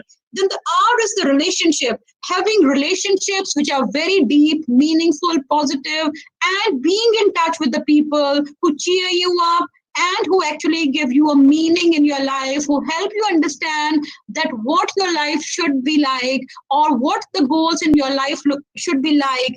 And then the A is the accomplishments. Having a goal for yourself every day. When you get up in the morning, have a goal for yourself. It could be a very small goal, a very petty thing like cleaning the house, cleaning the cupboard, or writing a research paper, doing the analysis, or communicating to your some journal somewhere. So there could be a range of goals. And in the evening, finding out whether you could achieve those goals or not. So once you are in that particular zone of moving from the non-productive to the productive in terms of your emotional life, in terms of your relationships, in terms of your achievements, definitely then many other issues of life which are troubling you in the background, they will be zoomed, and you will be engaged in your work. So if you actually have to fight with the problems in your life, just attach yourself, commit yourself to some goal, because once your mind is focused on that goal, that activity, then many unnecessary things which are always bothering you, disturbing you, very petty things, petty people around you who are always troubling you, irritating you, they will have no meaning. It will be just like the background noise in which you're not even paying any attention to. So we have a positive psychology toolkit for enhancing AQ, for being a happier person. So which we always talk about is a sense of gratitude, that still we have something. We have water in our taps, we have food in our cupboard. The cliched statements which are generally discounted, we don't pay much attention. We think that no, these are only for the motivational books, but actually they are very important. Even giving a gratitude call to somebody who has done something for you, it will be just like, or if you cannot even go to the person as a gratitude visit, you can just pick up a phone and just ring the person and tell that I'm calling you because you have done something for me and I just want to thank you for that. So that when you are doing these small acts of kindness, that boosts your own happiness. So happiness is not about money, that is for sure. And this has been proven in all the major researches that money might be adding to your happiness, but there are other things in life which actually make your life more livable and lovable. And the other is forgiveness. Forgiveness is not just for others, but to your own self. Be a little kind to yourself, as Dr. Sunil Agrawal, he mentioned in the beginning that we have to be kind to ourselves. If we could not do 100 out of 100 every time, give yourself some freedom, give yourself some space, forgive yourself if you could not be a good husband all the time, if you could not be a good wife all the time, forgive for others as well if they could not be good colleagues all the time. So this attitude has to be nurtured, and then quieten your mind, because all the time we are in a endless debate. We are in the past, brooding about what happened, living in the past, or all the time troubling about the future. And we are not mindful about our present moment. And being in the present moment is the most meditative state. If your body, your mind, your soul are at one place in that particular moment, that moment becomes the most blessed moment of your life, the most beautiful moment of your life. And this is something called mindfulness. And all the meditation gurus, they're talking about mindfulness or living in the present and not being in at some other place. And this is something which I normally do with my students also in the class. When I go to the classroom, I tell them, okay, now you're sitting here in Patiala in the MA2 class, but your mind, which is roaming in the market, or your soul, which is with your boyfriend or girlfriend somewhere, that has to come here. And only when your mind, body, and soul, your emotions are at one place, only then you would start enjoying the beauty of the moment. Then one step at a time, like when you are setting goals, we normally get overwhelmed when we don't see things happening. So take baby steps, one step at a time, and slowly the things start becoming better, they start improving. And then there is acceptance. If you are not able to change things, then you have to accept them. Of course, we have goals, but those goals have to be in reality, keeping in mind our resources, our abilities. And if you're not getting good results, then you have to accept it. Or if you're not getting the results, then you change your boundaries, your thoughts, your expectations out of the situation. Now, this is something which we can practice on ourselves, somebody who's going through depression, somebody who's going through anxiety. And this is something which the therapist will charge you thousands and thousands of rupees. And if you're in USA, you know how expensive the CBT one session it is. But it is to make it's very simpler for you. CBT, the cognitive behavior therapy, is based upon the fact that the way we think, our thoughts, which I talked about earlier, and act, our behavior, which I talked about in my last slide, it affects the way we feel. So if you want to feel good, there will not be anything spiritual, supernatural dawning on you at the moment. You have to change your thoughts. You have to change your behavior. Good thoughts and positive behavior, goal-directed behavior, meaningful behavior will affect the way you feel. So you have to get up and start putting yourself in the action mode. And what is that action mode? Positive thoughts and positive behavior. And stop blaming others. Don't give up. And as I said earlier, you are not alone. You matter. And the last, this is just a small reminder that smooth seas do not make skillful sailors. All the rough experiences we had, all the bad times we had, they are like the cuts on a diamond. And more the cuts, the more the diamond will sparkle. So any bad time, any bad person, just say thank you, bless that person, and move on, because that is the only mantra. Thank you. Thank you very much, ma'am. What a mind-boggling presentation given by you, ma'am. And you have brought an ocean of mantras for us. And I think we're all blessed that you have given such an excellent presentation. And whatever you have said, you have rightly said that in this period of crisis, so what we are worrying about, and it is fitting everybody's shoes, that there is going to be 30% increase in depression, and we are worried about that what will happen after this COVID-19. So what you talked about, that post-traumatic period, that what will happen after the COVID-19, and of course you talk about xenophobia and stigma, and what at the end of the day, what I feel that we are going to take away the mantra of Parma. You talked about Parma, and what I personally like your opinion about that delete the word should and ought. Very rightly said, ma'am, that this is the mantra that you have to delete the word should and ought from our dictionary. And what a presentation, ma'am. You talked about high adversity question. Again, excellent. That adversity question is certainly going to contribute in our life. And of course, the responses which how we react to a situation, how we respond to a situation, that is going to pay a lot in our life. So I think you are the specialist, you are the one who have given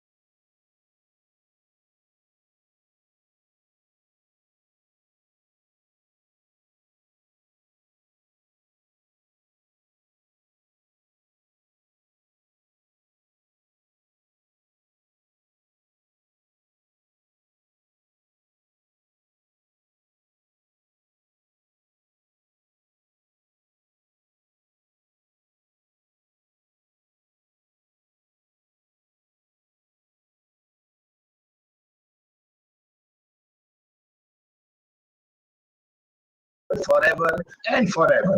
Thank you very much. Thank you. Now, before I call upon Professor S.K. Gupta ji, I would like to have two lines.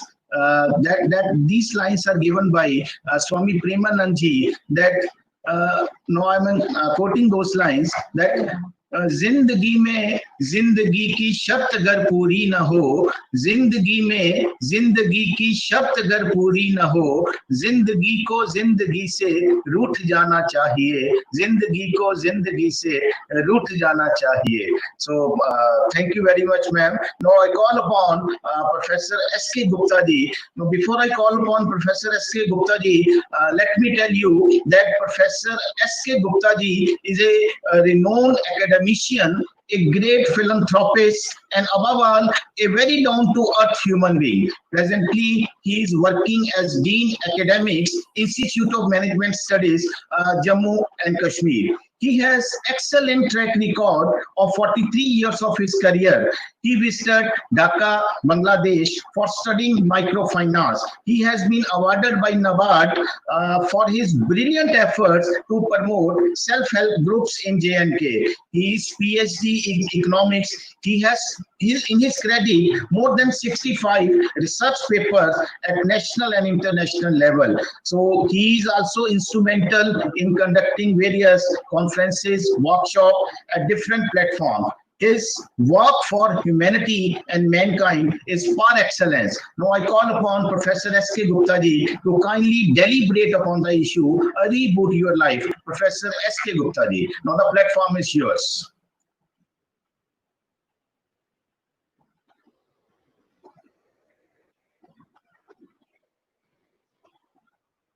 Professor S.K. Gupta ji. Yes, sir. Kindly unmute yourself, sir. Professor S.K. Gupta ji, sir, kindly unmute yourself.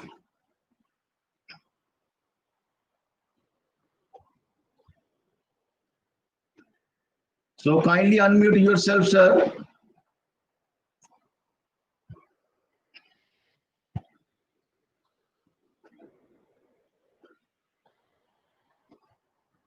Sir, kindly unmute yourself.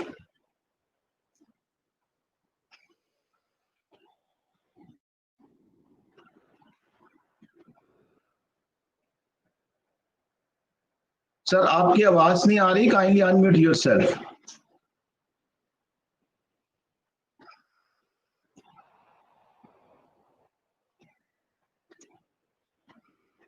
Sir, kindly unmute yourself.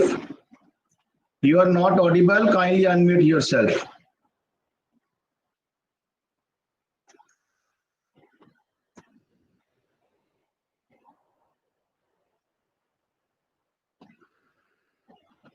So dear participant, just wait for a minute.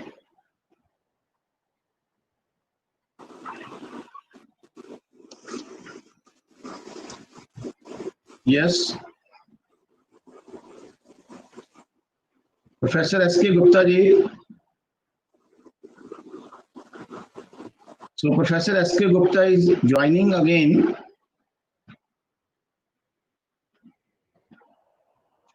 Professor S.K. Gupta ji joining again.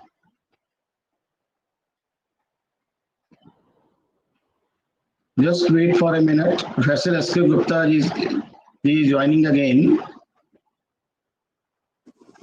Sir, please guide him about the process. Audible? Sunil ji, I'm audible? Hanji, sir, you are audible now. Thank so you can continue. Okay, thank you so much. You can continue, sir. Thank you. A very good afternoon, all of you.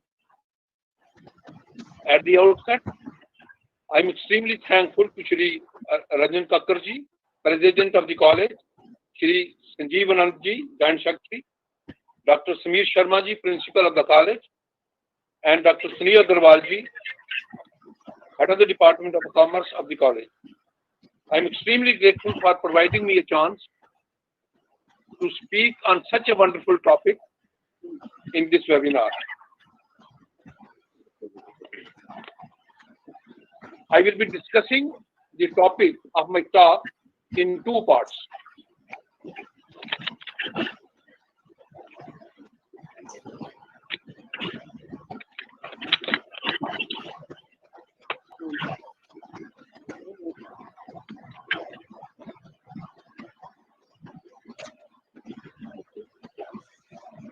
I'm audible? Yes, sir. Yes, sir. So I will be discussing the topic of my talk in two parts. The first part will deal with the introduction and the impact of COVID-19 on all of us and the new normals. In the second part, I will speak to you about how to reboot ourselves for a better tomorrow. Friends, you will agree with me that COVID-19 is the most prevalent, most calamitous, and the most defining era of our life. I cannot think of anything else which happened with such a speed. So the virus has come with a full speed. The crisis has no precedent. There is no any rule book. There is no any book of instruction which tells the government what to do. The virus is a mutant, which means it keeps on changing. It jumped from its animal host to humans. It is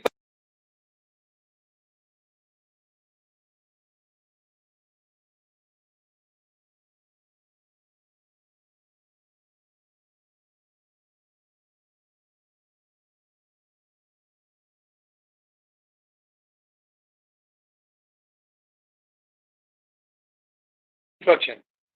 Virus is deadly and devastating. But what we need to think and ponder upon is the collective vulnerability of the world. So that means World Forum should come together on a common platform to think about this virus.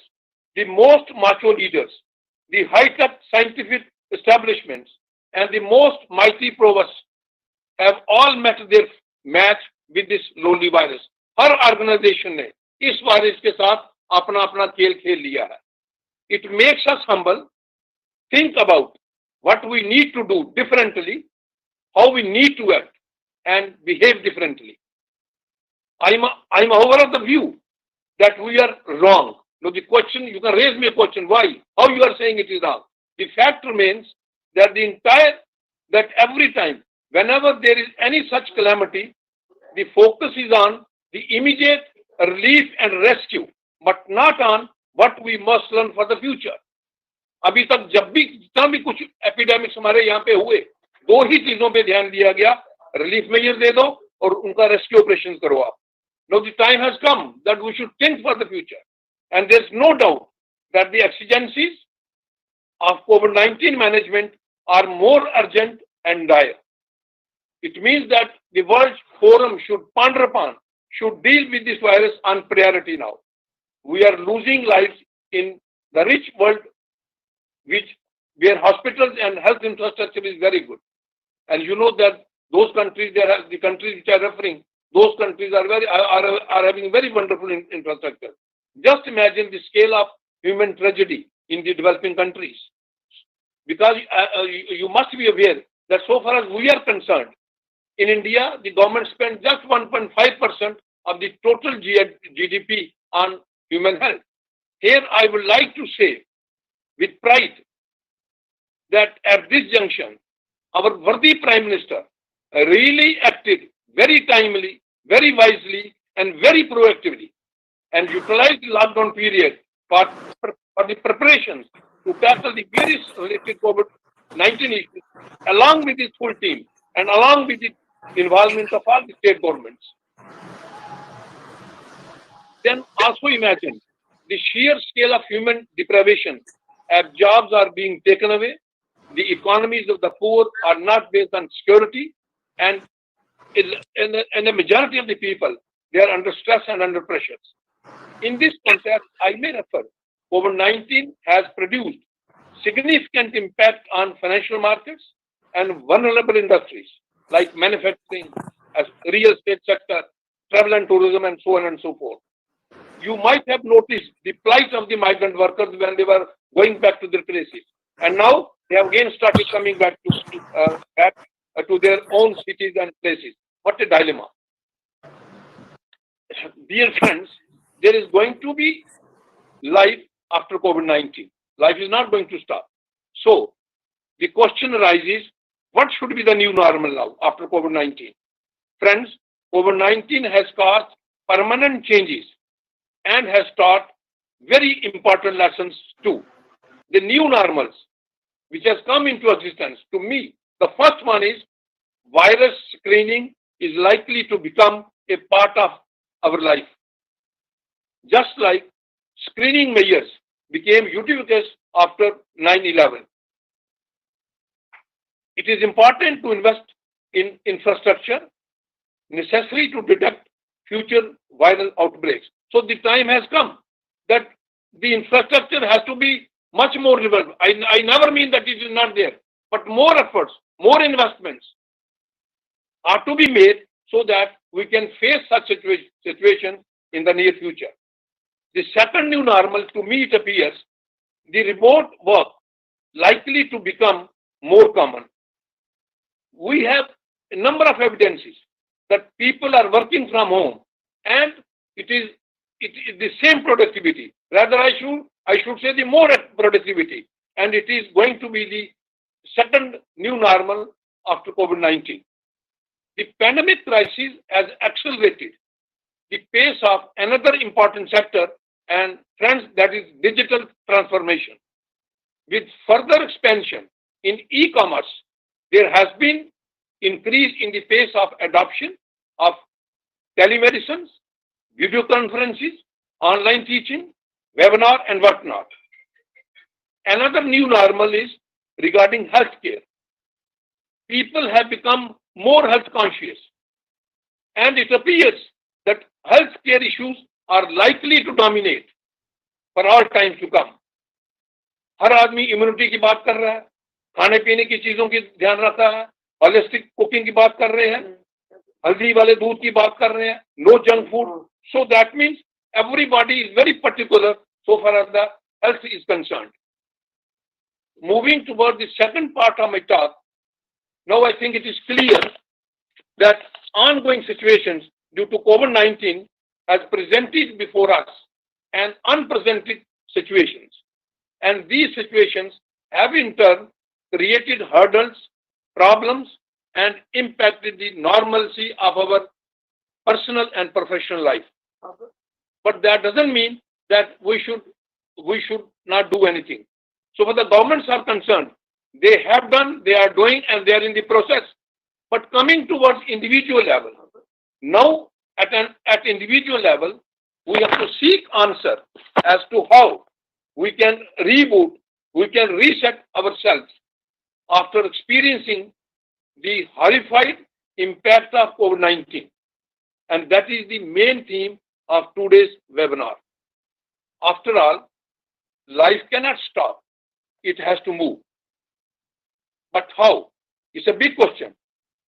A genius once said, and I quote, stress occurs in a scenario when the situations at hand are not according to expectations, and we can't do much to change them.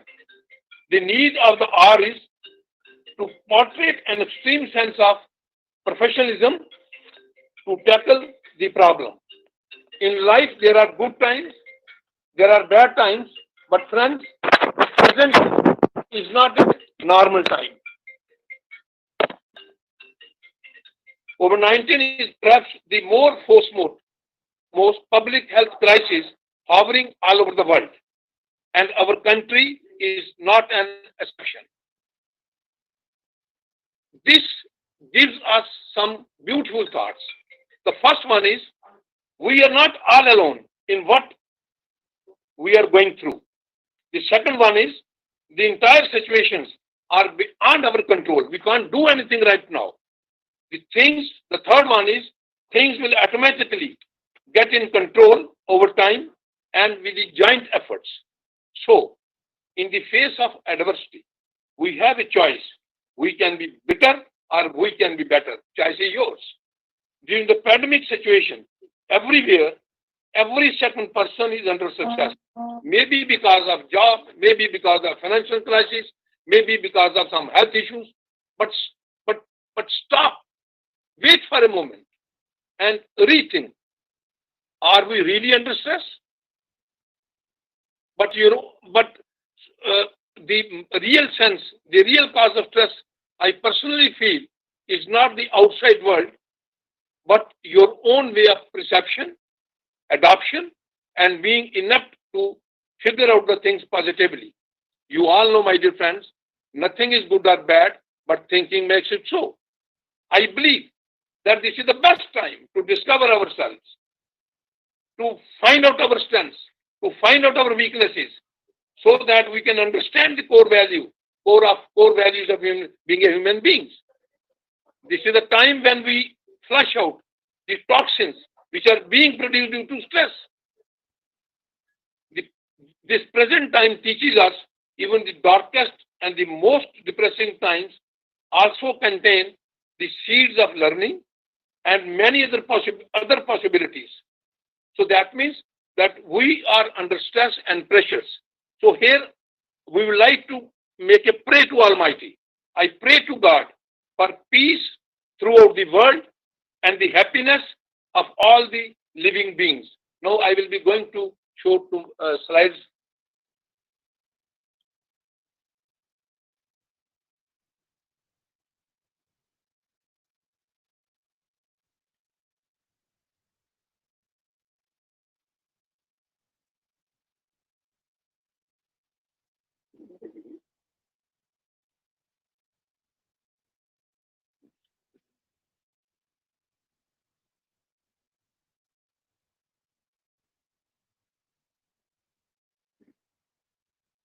Just wait.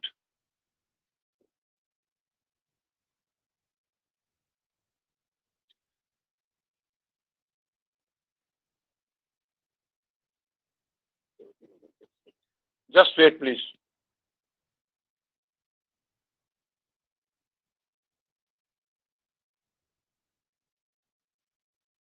You're presenting to everyone.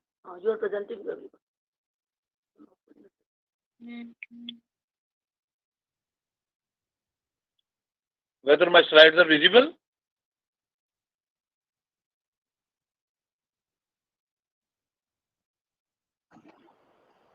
Not yet visible, sir. Yes.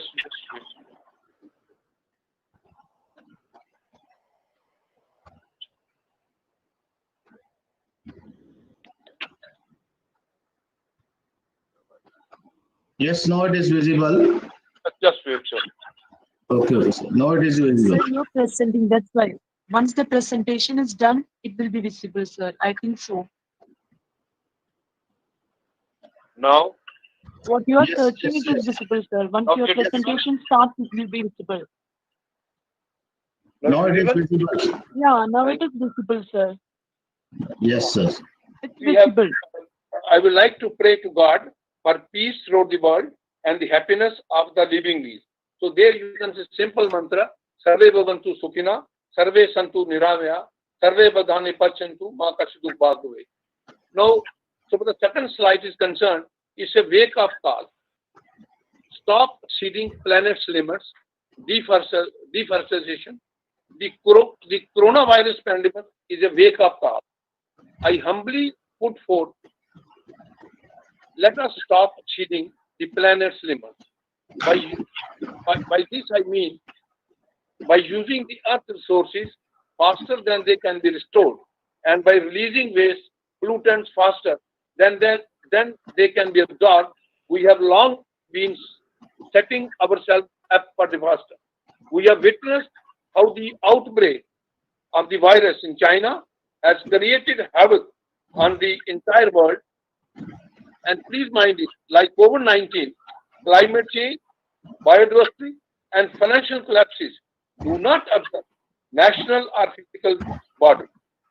Some positive signs of coronavirus during the lockdown period in most of the cities, however, are that the inhabitants of those cities, they saw the clear sky for the first time.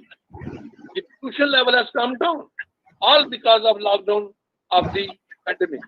So, though COVID-19 has displayed its dire consequences on human civilization by exceeding worldwide destruction, but also created a very positive impact on the world environment.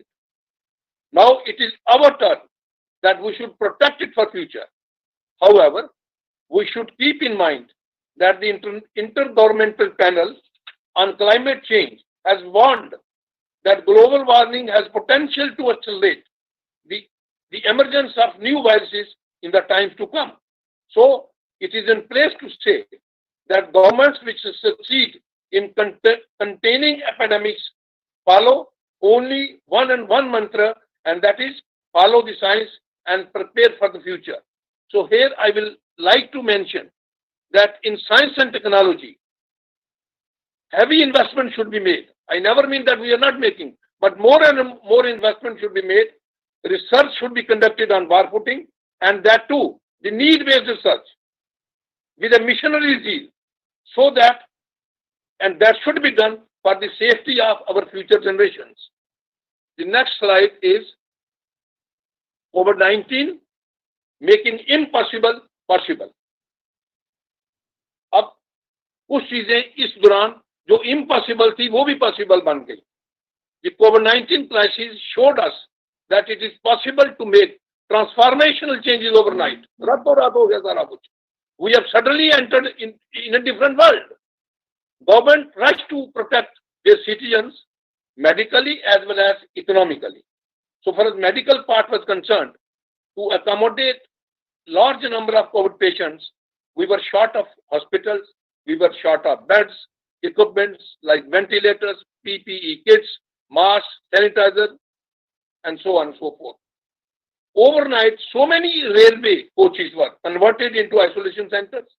Many hospitals were raised, and within no time, we have started manufacturing of these PPE kits, our ventilator, our masks, and everything is being manufactured.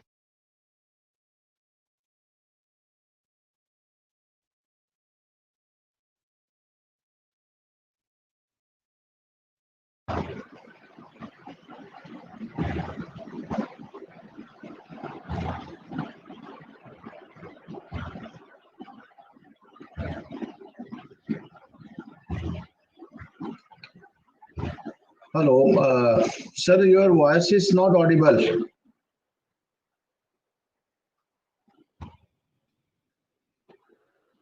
Professor S.K. Gupta ji, your voice is not audible.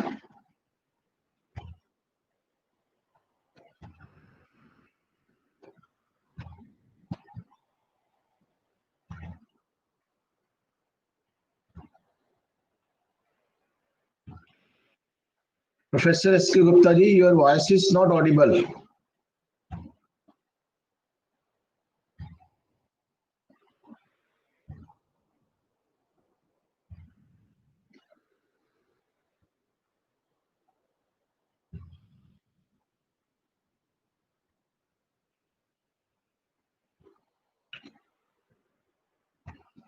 Yes, sir, your voice is not audible.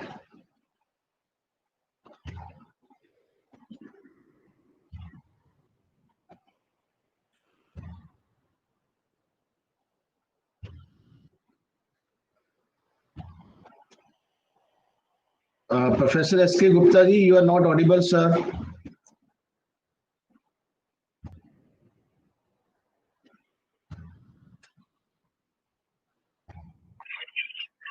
I think there might be some technical inconvenience. Yes. Dear participants, wait for a minute.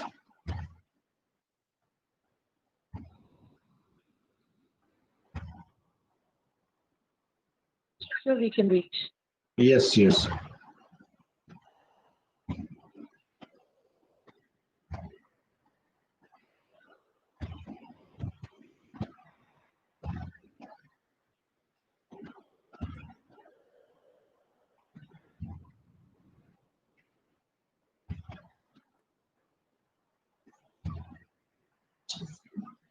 Sir, you are not audible.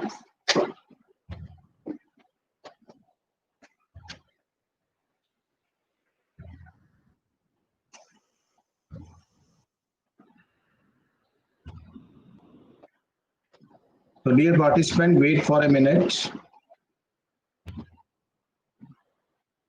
Professor S.K. Gupta is working on it.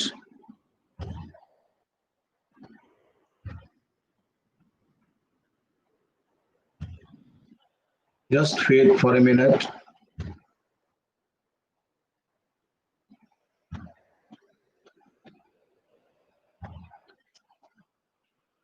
Sir, you have muted yourself. Kindly unmute.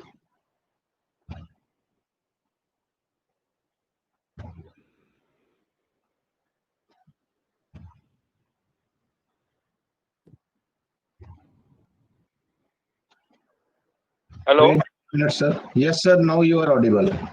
Okay. Thank you. Yes, sir. Now you are audible. Thank you.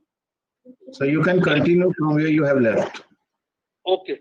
So coming towards this, we were talking about that during COVID-19, making impossible has become possible. I have talked about that so far as medical part was concerned, a lot of effort has been made. And similarly, on economic side also, a big package was sanctioned by the Prime Minister. Though all this was not so easy, but because of the compelling situations, these initiatives were, which otherwise appears to be impossible, have been made possible. Now, so far as the next slide is concerned, that how to reboot. So I have divided this topic in two parts, part one and part two. Professor S.K. Gupta ji, sir, your slides are not presenting. Not? Just wait. Your slides are not visible, sir. So just make some. Statement. Yes, sir.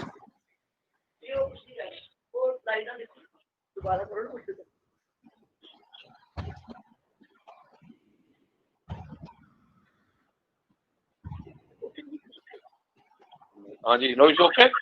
No, it's visible, sir. Thank you. So, coming towards how to reboot yourself.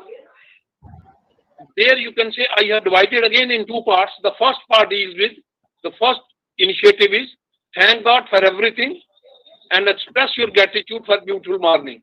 Have faith in God. Spend some time for physical fitness, meditation, and perform Havan and Yajna. So this is the total package which I am giving to you in two parts, how to reboot ourselves. Please do not get frightened that where I am taking you. But my humble submission is that just spare only 1 hour in the morning when you will be practice all these techniques to get rebooted. जनाब 24 घंटों में से सिर्फ 1 घंटा अपने लिए निकाल लीजिए. Start your day by first and foremost activity of thanking God for everything and make some affirmations concerning what you want in your life by having faith in God. तो सुबह जैसे ही आप उठें उसी समय you should make some prayers, some energy thoughts. कुछ वरदान ईश्वर से मांग लीजिए, जैसे कि मैं एक शांत आत्मा हूं, मैं एक पवित्र आत्मा हूं, मेरा परिवार यूनाइटेड है.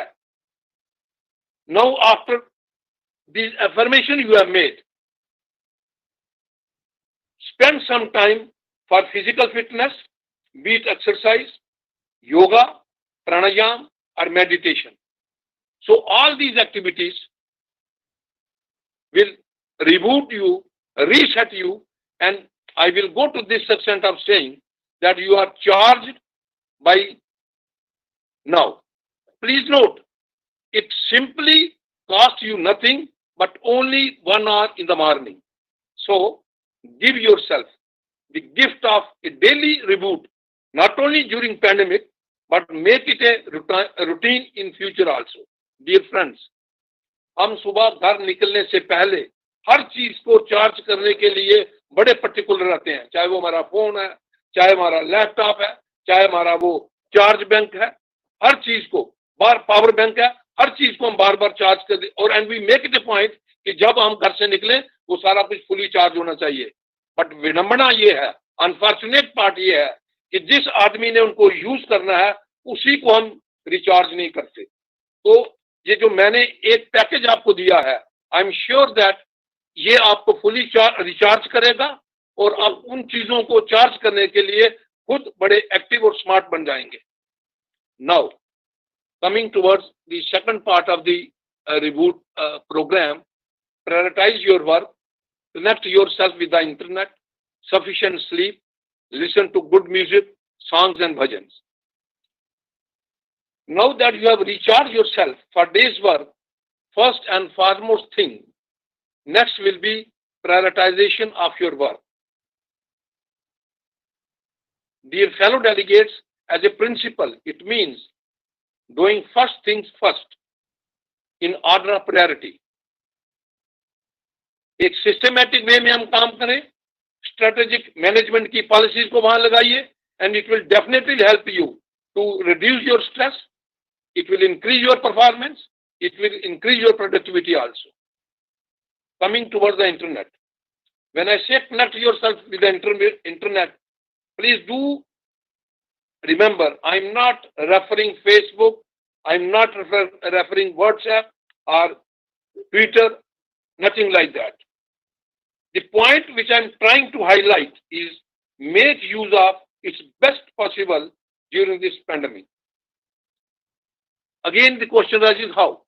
Besides others, the glaring example before you, before all of us, is that this webinar is being conducted while we are all sitting at our own places. जनाब, पहले हमने कभी ऐसे सेमिनार कंडक्ट होते नहीं देखे थे. आज वही सेमिनार वेबिनार बन गया. Online classes in almost all the institutions. एक रूटीन वर्क हो गई है. Work from home, another good culture. So these are the endless examples so far these crises are concerned. Listening to good music, songs, bhajans, you will bear with me, is always very soothing and help in reducing the stress. You will agree with me that music is antidepressing and even strengthened our learning power, enhances our memory also. And finally, it helps us to have a very sound sleep. This takes me to yet another rebooting step, and that is sufficient sleep. It is very important to have enough sleep because it helps to recharge our mind, our body for the next day. So in these two parts, friends, I have tried to give you a good package. How to reboot ourselves. Please do follow, and I'm sure that you will see the difference. Coming to the next slide, that is time management. So you are looking, there are two figures, 1440, 8 plus 8 plus 8. Yahan, I'm not going to talk about the basic fundamentals of time management. I know that everybody knows it. It's a very old subject, time management. जब हम school में पढ़ते थे तब भी समय का सही उपयोग करो, समय किसी बादशाह का इंतजार नहीं करता, ये सारी बातें होती थी. बट मैंने जो 1440 की फिगर लिखी है, जनाब 1440 मिनट आपके पास हैं एक दिन में. We have not to waste even a single minute. Time is life and life is time. इस बात का ध्यान रखिए. नहीं वेस्ट करेंगे. The second part, 8 plus 8 plus 8. The first 8 is for, you have to work for 8 hours on an average. If you are having your own business or you are serving somewhere, it's on an average 8 hours. May I interrupt you, sir? May I interrupt you, sir? Your screen is not visible now. No, again? Yeah, it's not visible, sir. I don't know, but here I'm not touching it now. But you are visible, but your screen is. So I will continue, otherwise I can. So, Okay, no problem, sir. Your presentation is nice. You can continue like that. We are understanding and you can continue. So for the time management concerned, it is 8 plus 8 plus 8. So first 8 hours for work, for your office work or business. The second 8 hours for good sleep and rest. And the third 8 hours, I'm giving you 3 departments now. The first department is 3F. Your family, your friend, and your faith. The second part is 3H. Your health, your hygiene, and your hobby. And the last is 3S, soul, service and smile. तो जो तीसरे वाले 8 घंटे हैं, हम सब ने अपने परिवार का, अपने मित्रों का, अपने फेथ का, अपनी हेल्थ का, हाइजीन का, हॉबी का, सोल का, सर्विस का, इन सब चीजों का ध्यान रखना है। और मेरे दोस्तों, अगर हम इन सब चीजों का ध्यान रखेंगे, we will have a balanced life. आपकी जिंदगी की बैलेंस शीट बहुत सुनहरी बन जाएगी। यहां मैं एक थोड़ा सा रेफरेंस आपको रतन टाटा जी के बारे में देना चाहता हूं। सबने नाम सुना उनका। रतन टाटा जी 4 बोर्ड मीटिंग इकट्ठी करते थे। Imagine 4 board meeting in one stroke, इकट्ठी 4 बोर्ड मीटिंग, एक कमरे से दूसरे कमरे में, दूसरे कमरे से तीसरे कमरे में, और तीसरे कमरे से चौथे कमरे में चले जाते थे वो। आप इमेजिन करिए the level of involvement, the focus level and the capability of the person. For your information, कभी भी एजेंडा उन्होंने ऑफिस में बैठ के नहीं पढ़ा। जब भी वो घर से निकलते थे, कार में जितना वक्त मिलता था उसी में एजेंडे को वो स्टडी कर लेते थे। So we have to make proper utilization of the time. It's a big one, proper utilization during this pandemic period, and I'm fully confident that we will become more productive, we will become more efficient to tackle such problems. Coming towards mind management mantras, a very important issue of the program, of this webinar. We all know that when virus or bacteria enter human body, they make us sick. और जब भी हम कभी बीमार हो जाते हैं, by natural, you can say by practice, we go to doctor, we go for some medicine and try to eliminate the disease causing germs. On similar lines, sometimes there is a mental condition that affects every one of us from time to time. Presently, because of coronavirus, आज हम सारे अशांत हैं, सारे परेशान हैं because of coronavirus. Usually, when things are going well, positive thoughts come to our mind.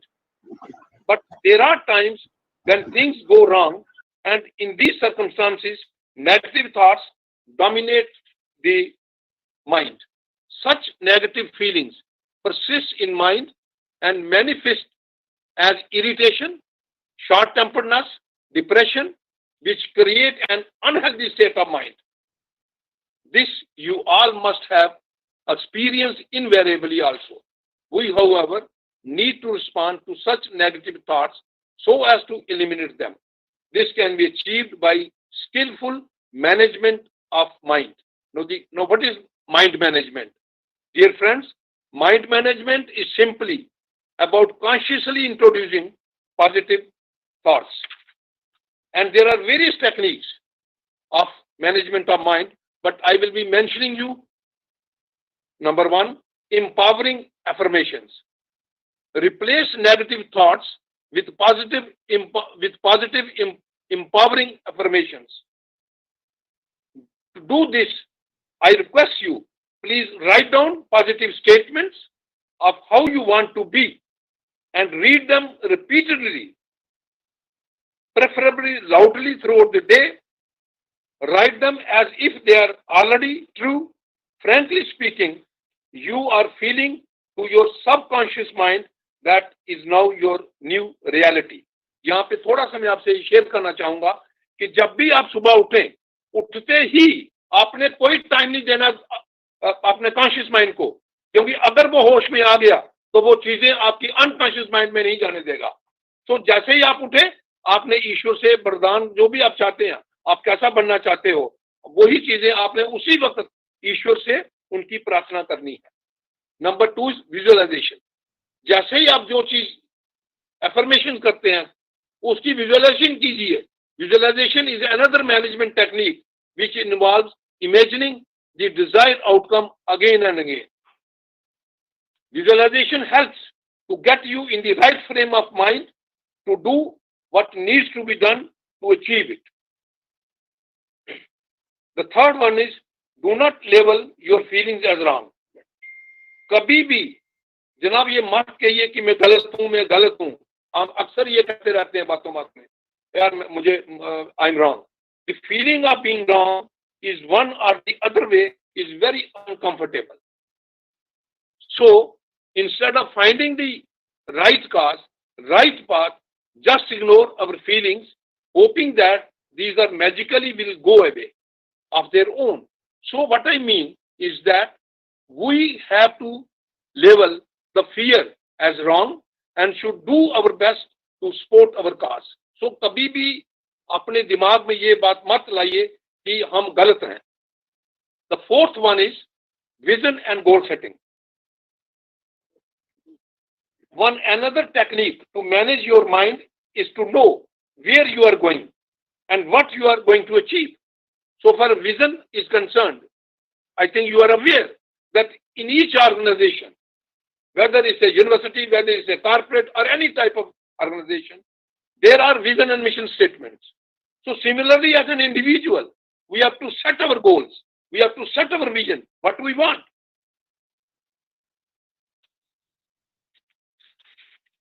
It is important that one should write down the goals clearly and to strive to achieve them.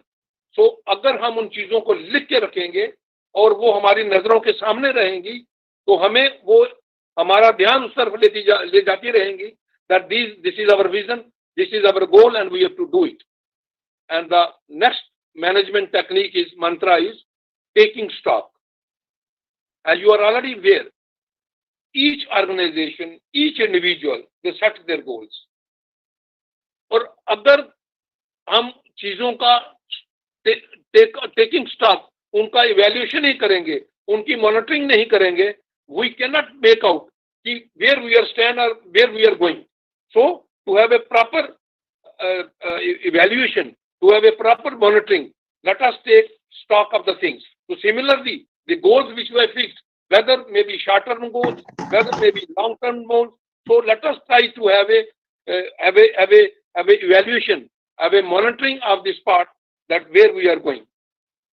Next management technique is management mantra, management mantra technique is remove judgments. अक्सर ऐसा होता है, बात पूरी नहीं हुई और हमने अपनी जजमेंट दे दी. Humans usually have a tendency to judge everybody and everything. However, such judgments can have repercussions also. Judgment can be a tough habit to break, but when you become conscious about judgment, it is shocking. We judge others as wrong. Avoid judging others so that we can concentrate on our own goals. We can concentrate on our own vision. The next management technique is meditation. Meditation is food for soul. It nourishes the core of your existence. It is a technique which helps us to focus on your mind. It increases your physical fitness. It boosts your awareness. It improves your observation skills and create positive vibrations. So we can practice the meditation and it can be very, very helpful to us so far as the mind programming is concerned. The next one is pranayama. It is a technique, as you already know, to control breathing, which links mind with body. और बाबा रामदेव ने तो ये घर घर में पहुंचा दिया है, कपालभाति अनुलोम विलोम. So in case we go for this pranayama, again you can say it can set the things right. Next is yoga. Yoga and mind management are closely related. Yoga actually is a form of healing for body, mind and soul. और सबसे बड़ा important जो योग है वो अष्टांग योग उसको बोलते हैं. अष्टांग योग which consists of यम, नियम, आसन, प्राणायाम, प्रत्याहार, धारणा, ध्यान तथा समाधि. अगर हम इन चीजों का प्रैक्टिस करेंगे इनका, तो मुझे लगता है everything related to mind will be fully okay. Next slide is let's live like life post COVID. अब कोविड के अगर हम स्पेलिंग की बात करें, COVID. So here sir C stands for creation. Sir एक सवाल था आपसे. Excuse me? सर एक सवाल था आपसे. हाँ जी. पहले जो आपने डिस्कस किया माइंड के बारे में कि सवेरे उठो और ऐसे काम करो कि आपका अनकॉन्शियस माइंड में आपकी चिंताओं को जाने ना दे. इस बारे में सर अगर मैंने दोबारा डिस्कशन कर दे तो अच्छा होगा सर. हाँ बिल्कुल करूंगा. जी सर. Thank you sir. हाँ बिल्कुल. Thank you so much. So जैसे ही आप सुबह उठते हैं, मैंने आपसे ये कहा, उठते ही आपने अफर्मेशन के लिए बैठ जाना है, क्योंकि उस वक्त जो कॉन्शियस माइंड होता है वो अभी निद्र अवस्था में होता है. ये 2 टाइम है अफर्मेशन करने के. जब आपको नींद आने लगती है, जैसे ही आपको नींद आने लगी और आपको लगता है कि 5-7 मिनट के बाद नींद आ जाएगी, या तो वो अवस्था होती है, वो टाइम होता है कि आप अफर्मेशन करें रात को, या सुबह जैसे ही आप उठे उसी वक्त आपने वहां बैठ जाना है. सो दैट अगर कॉन्शियस माइंड थोड़ा सा भी जाग गया, होश में आ गया, तो वो किसी चीज को भी सब कॉन्शियस माइंड में एंटर नहीं होने देगा. और अगर एक बार सब कॉन्शियस माइंड में कोई भी चीज एंटर हो गई, वहां वो परमानेंटली फिक्स हो जाती है. सब कॉन्शियस माइंड में वहां वो परमानेंटली सेटल हो जाती है. मतलब सर हम भूल जाते हैं उसे. Excuse me? मतलब हम सबकॉन्शियस माइंड में अगर वो चीज एंटर हो गई तो हम उसे हमेशा के लिए भूल जाते हैं, यही ना? नहीं, उसे भूलते नहीं है, वो रह जाती है वहां पे परमानेंट, क्योंकि 90% सबकॉन्शियस माइंड काम कर रहा है. We can talk afterwards also. I can give you my email or my phone and we can discuss. So coming to the next slide, that is COVID. Excuse me, sir.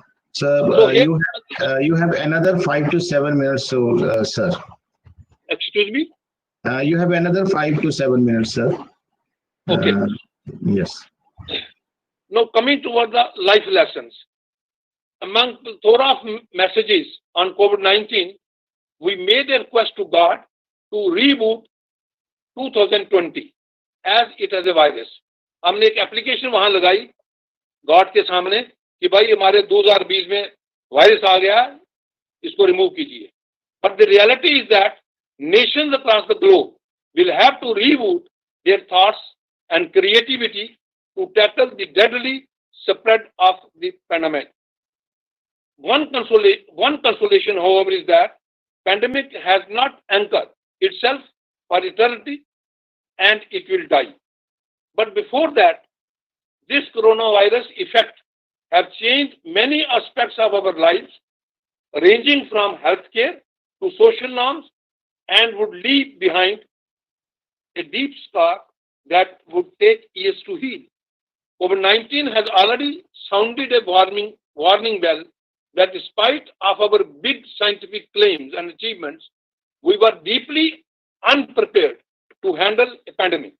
Hence, we have to learn many life lessons. Many life lessons. Pandemic has come without a working manual. It rather comes with a kit, and that is known as DIY. I will repeat, DIY. Do it yourself. Now I'm sharing with you few important lessons from few important life lessons for the pandemic. So here I have tried to consolidate the things. That the first is that war-like preparations are required on healthcare, social distancing. Swachh Bharat movement should become a top priority agenda for all stakeholders. Solid waste management should become a priority agenda. Manuki, Tenuki, they should not be the feature. It should be related to all. And rather, I will request at this junction that segregation should be done at the generation level. Only then we can have this proper solid waste management. Then we have also tried to that some type of more research should be conducted so that we can control these things. So my dear friends, the main idea is that India should have a robust action plan to fight with such pandemics. A plan that is creative, disciplined, and above all, sensitive too. I'm not only sure, but I'm fully confident that if all these measures are put in use, we will be in a position to control this pandemic. Before I conclude, I take your leave. I humbly and respectfully urge all to utilize this time of crisis to the best for rebooting your life. I'm sure you can live a life of your choice so that you have no regret that I could not have the courage to live a life true to myself, not the life others expected of me. Build something new, some new learning, new possibilities, new routines, and try to discover yourself. I would like to quote Socrates, the great philosopher, who said, the secret of change is to focus all your energy not on fighting the old, but building the new. So let us utilize full energies on the new parameters. I also request to follow the instructions, guidelines issued by the government, maybe wearing a mask, social distancing, washing of hands. Support the authorities, corona warriors, maybe doctors, maybe police officials, maybe other medical staff. Donate if you can. And I also make a humble request, do some social service also. Stay at home, stay safe, and reboot your life system. And for these things, I request you, have full determination, very intensive hard work, and try to accept the ideas of others. Let us join hands to make India a self-reliant economy with Atam Nirbhar Bharat Abhiyan, to make India a sustainable and inclusive growth economy. And days are not very far away when India will emerge one of the stronger economy. So, while closing my discussion, I again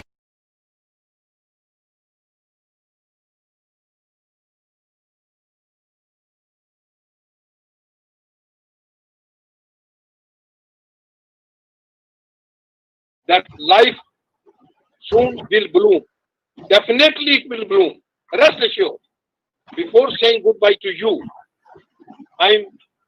मेरा मन कर रहा है कि I should recite few lines of a bhajan with you.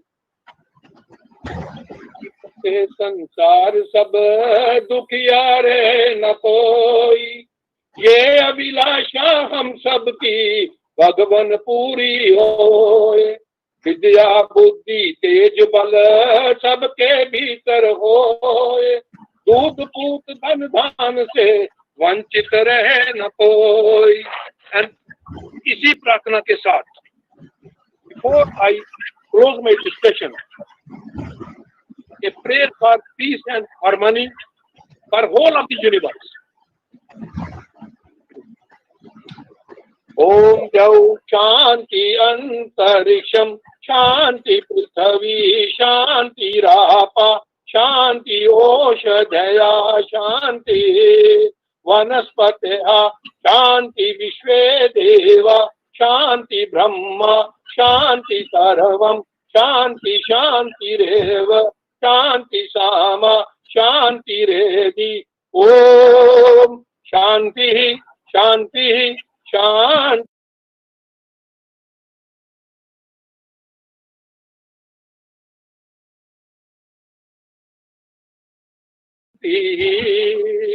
Thank you very much. God bless you. Have a nice day. Thank you very much, sir. You have given a and how to meditate and how to remain peaceful and how to keep ourselves diverted from this crisis. So excellent presentation, sir. Thank you very much for that. Now I'm saying that a lot of alumni of SPN institutions are with us, and Professor S.M. Sharma ji, Surinder Mohan Sharma ji are also with us. So I request all our alumni that kindly deliver for 2-3 minutes 8. So first of all, I request Professor S.M. Sharma ji to deliver for 2-3 minutes, and then I will request Jaipal ji to deliver for 5 minutes. Friends, I would like to tell that Jaipal ji is a retired PCS officer, and we are also having Shri A.N. Mahindra ji with us, a retired bank officer. He will also be delivering with us. So first of all, Professor S.M. Sharma ji, then Jaipal ji, and then Shri N. Mahindra ji, who will be deliberating with us. So now the platform is yours, sir. Professor S.M. Sharma ji, then Jaipal ji, and then Shri N. Mahindra ji. Professor S.M. Sharma ji.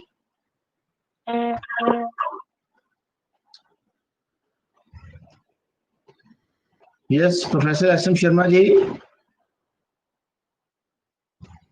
Sir, are you listening? So I think let us have with Jaipal ji. Jaipal ji, friends, I would like to tell that Jaipal ji is a retired PCS officer. He is a motivational speaker, and his study is from Sainik School, Kapurthala. So I request Jaipal ji, and then Professor S.M. Sharma ji. After Jaipal ji, Professor S.M. Sharma ji will be deliberating with us. So now I request Jaipal ji, and then after that, Professor S.M. Sharma ji will be deliberating with us. So first of all, Jaipal ji. So sir, platform is yours.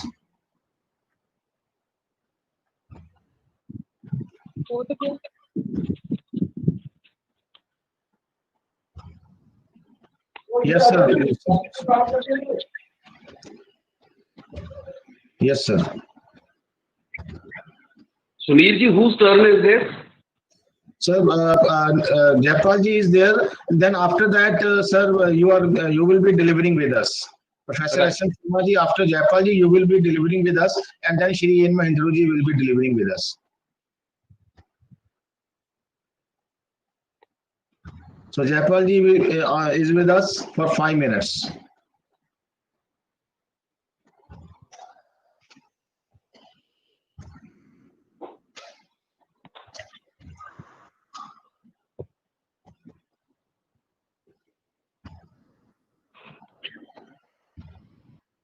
Yes, Jaipal ji.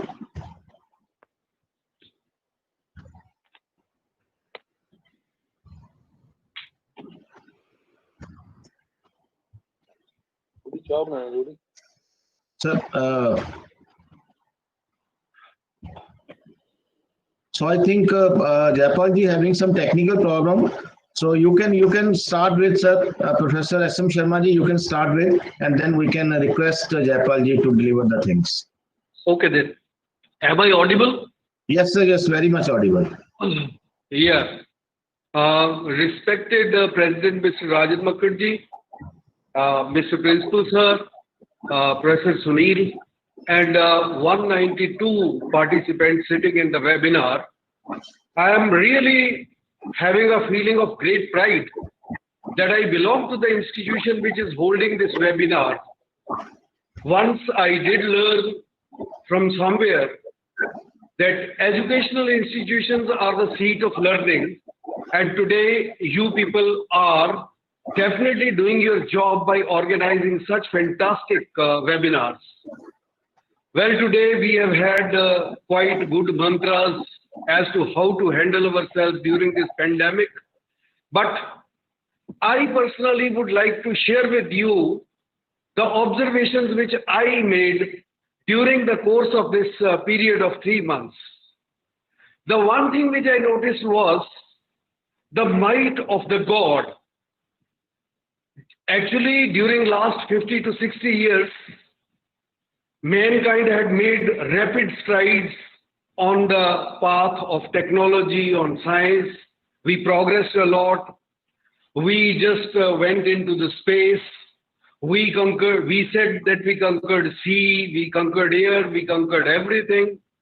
But within these 3 months, everything which was man-made was rendered useless. Our planes, our trains, our cars, our cycles, our trucks, everything which we made for transportation and for other things it was rendered useless. And the second thing which I did notice during this period was the might of nature to cure itself. Actually, only a couple of months back, we were listening the government was promising a grant of many thousands of crores of rupees for cleaning Ganga. But during this 3.5 years period, not only Ganga, but most of the rivers across the world were just cleaned by nature itself. It was healing itself. The environmental pollution which was there, it was automatically cured by nature itself. So actually this pandemic is definitely going to go away, but it is going to leave a lot many lessons for us, that it is nature which is telling us that, look, I have cleaned everything for you. It is for you to keep them clean. Now the second best thing is that I have come to believe in the intrinsic values, in the internal strength of India. Actually, in the past, I had been just reading it written on the notice boards, Mera Bharat Mahan. I had heard our leaders proclaim that, but now I really feel that Mera Bharat is really Mahan, because when the pandemic was about to enter our country, the prophets of doom were saying that there are countries in the world like America, England, France, who are much developed in their medical sciences and they have got their facilities. But when it actually came down to India, we as a nation stood up to the challenge and we took adequate steps. Now you might say that it has affected India in a big way, but just look at the magnitude of the population which we have got and the magnitude of the widespread area which we have got and the number of cases which are there. The most heartening thing about this is that only day before yesterday I saw it on the television that cure rate of corona patients has just touched 63%. People are going to the hospital, they are getting cured. So there is nothing to worry about. We as a nation have proved our mettle. Now, when the real times came, there was a great migration of laborers from one state to another. But at that time, it was the society in general which rose to the occasion, provided free meals to the people. They went up and they nursed the sick and they did everything which they could do as a nation. And I am really proud to belong to a country which can rise to the situations like this. And that day is not far away when definitely India would establish itself as a world power. And all the same, I would like to say one thing, that India has asserted itself in the big way. Now everybody in the world, instead of shaking hands, instead of hugging each other, they are saying namaste, and they have taken to the Indian values of life, which has once again proved that we were great, we are great, and we would really become great. Thank you very much, Sunil, for making me the part of this webinar. I am really thankful to the management of the college for organizing this wonderful event. Thank you very much. Thank you very much, sir, for your wonderful sharing. And you have shared the experience of your life and what is happening around us. So brilliant saying, sir. Thank you very much once again. Now I call upon, before I call upon Shri Jaipal Singh ji, retired PCS officer, and Shri A.N. Mahindra ji. So I would like to have 2 lines to share with you people. that चलो कोई मजहब ऐसा बनाया जाए, चलो कोई मजहब ऐसा बनाया जाए, इंसान को इंसान बनाया जाए, इंसान को इंसान बनाया जाए, मैं रहूं भूखा तो पड़ोसी से ना खाया जाए, मैं रहूं भूखा तो पड़ोसी से ना खाया जाए, चलो कोई दरख्त ऐसा लगाया जाए, चलो कोई दरख्त ऐसा लगाया जाए कि जिसका साया हम साए पे भी जाए, चलो कोई दरख्त ऐसा लगाया जाए जिसका साया हम साए पे भी जाए। घर से मस्जिद थी बड़ी दूर, घर से मस्जिद थी बड़ी दूर, चलो किसी रोते को हंसाया जाए, चलो किसी रोते को हंसाया जाए, चलो कोई मजहब ऐसा चलाया जाए, इंसान को इंसान बनाया जाए, इंसान को इंसान बनाया जाए। Now I call upon Shri Jaipal ji and Shri Ian Mahindru ji to say a few words from the alumni platform. And dear participants, I would like to tell that Dr. Kashmiri Lal ji, are you listening? Dr. Kashmiri Lal ji, principal from Government College Talwara, is also with us. Is also alumni of Swami Premanand Mahavidyalaya, Dr. Kashmiri Lal ji. Now I call upon Jaipal ji and Shri Ian Mahindru ji. Jaipal ji, are you listening? Jaipal ji. Shri Ian Mahindru ji. Sir, Shri Ian Mahindru ji. Are you there, sir?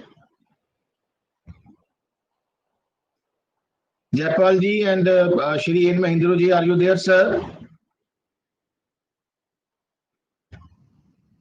So I think Shri Ian Mahindru ji there and Jaipal ji also there, and Dr. Kashmiri Lal ji is also there. Anyone from the alumni platform who wants to say certain words upon the theme? Anyone from this platform? Professor Ajay Kumar Arshi also there with us.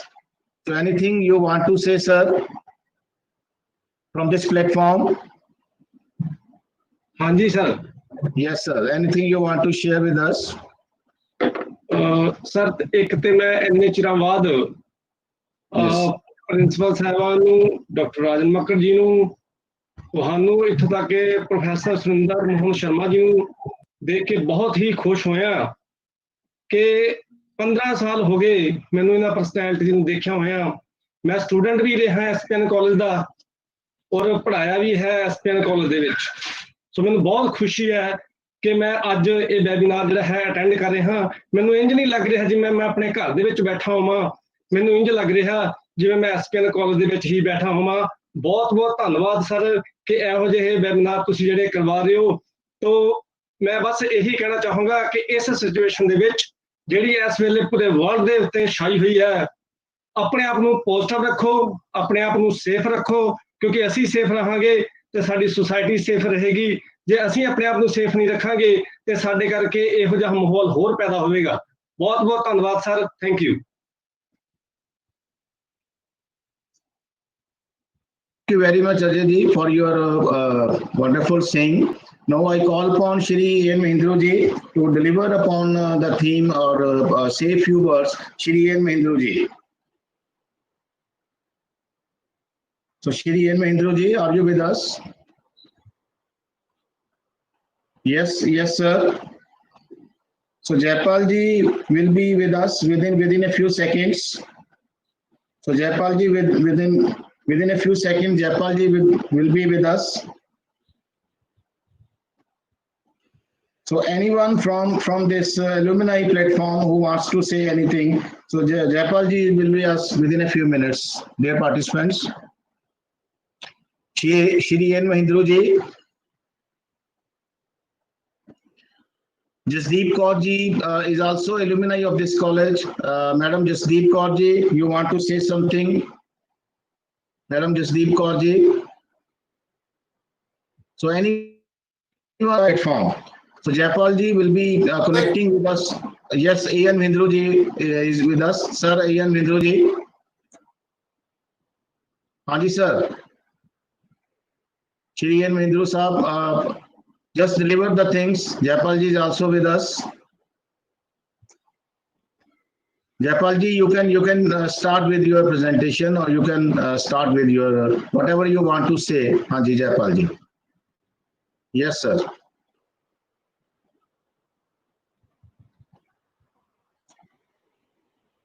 So you can start, sir.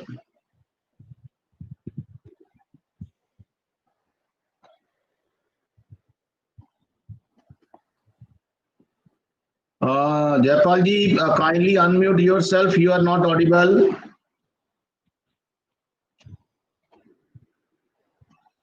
or we can start with Shri N. Mahendra first.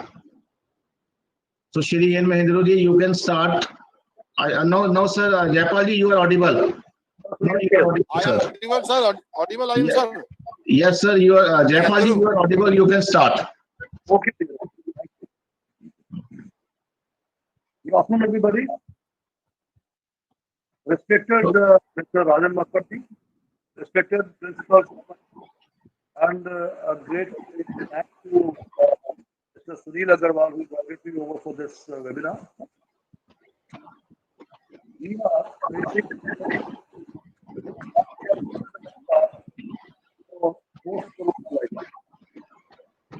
well, first of all, let me tell you what Corona. Corona has come to us to remind us it's a major way of reminding us that we've been ruling this for quite some time and we've been exploiting it like that. We have just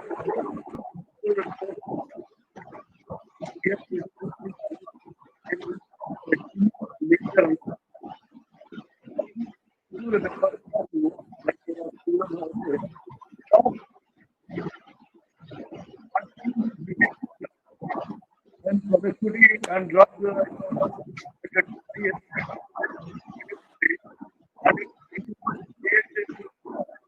human being. And then people, flying votes.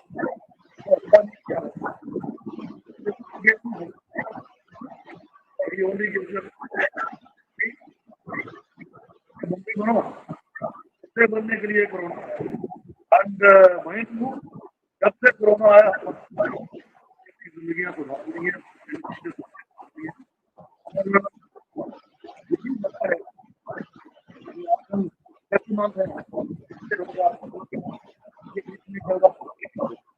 that is why this webinar I am writing a book. The title of the book is Thank You Corona. So I am thanking Corona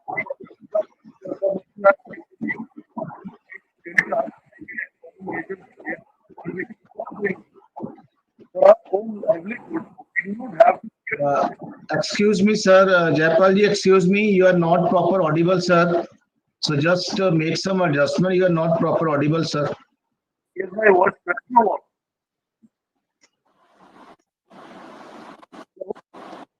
Hello? Yes, sir. No, you can continue. Okay.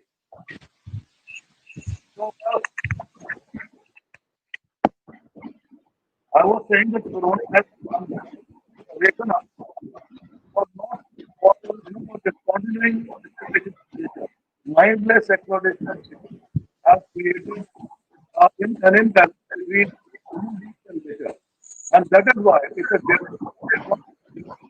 we should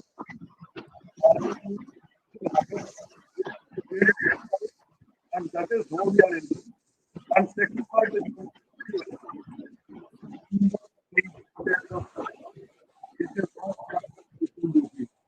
the world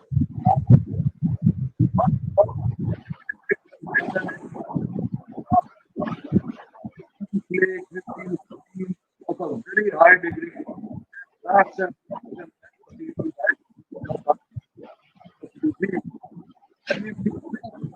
Excuse me, sir. Sir, your voice is not audible. I think we can restart after Shri N. Mindruji. Your voice is not audible, sir. Fine. Okay.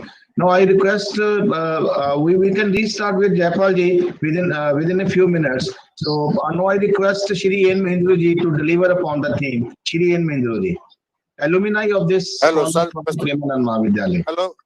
Sir. Hello. Yes, sir. Yes, sir. Listening me, sir? Yes, sir. Listening, sir? Hello, I am Hendru. Thank you, sir. Listening me, sir? Yes, sir. Yes, sir. You continue. Okay, sir.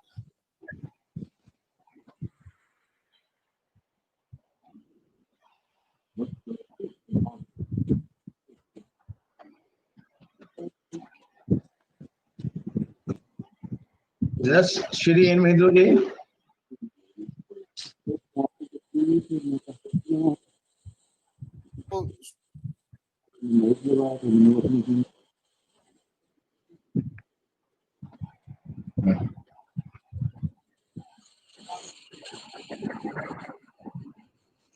Yes, Shri N. Mahendra ji.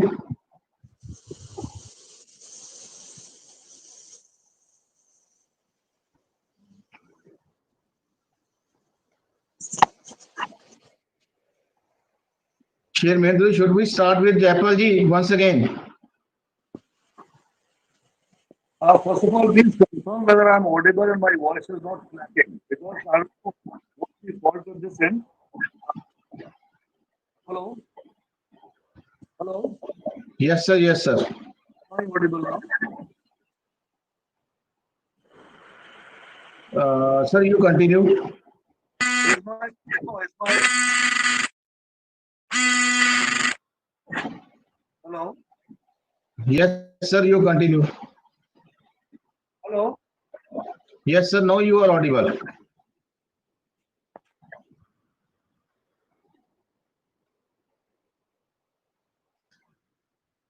Can you hear me, please? Yes, sir. Yes, sir. You continue. Jaipal ji, you can continue.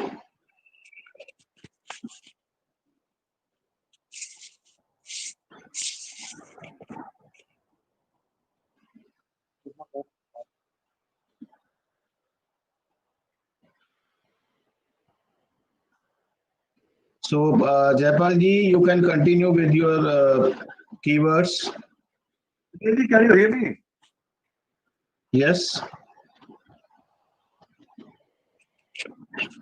Yes, sir. You are audible. You can continue.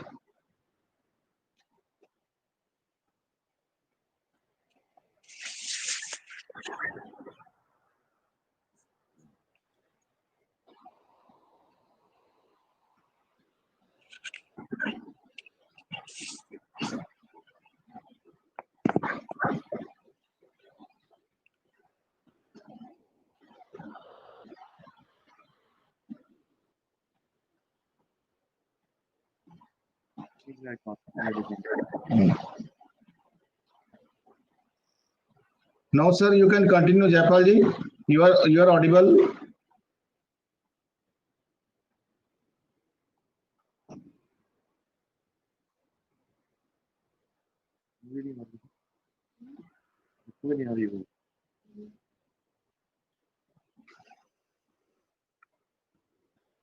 We have with us Dr. Kashmiri Lal ji, also Principal Government College Talwara. We welcome you, sir. Jaipal ji, you can continue.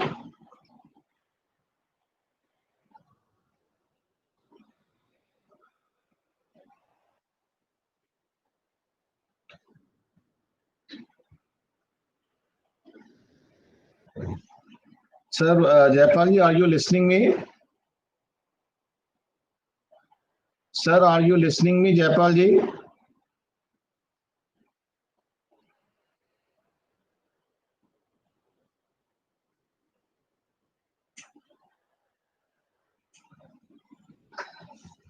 Yes, Jaipal ji, are you listening me? You can continue.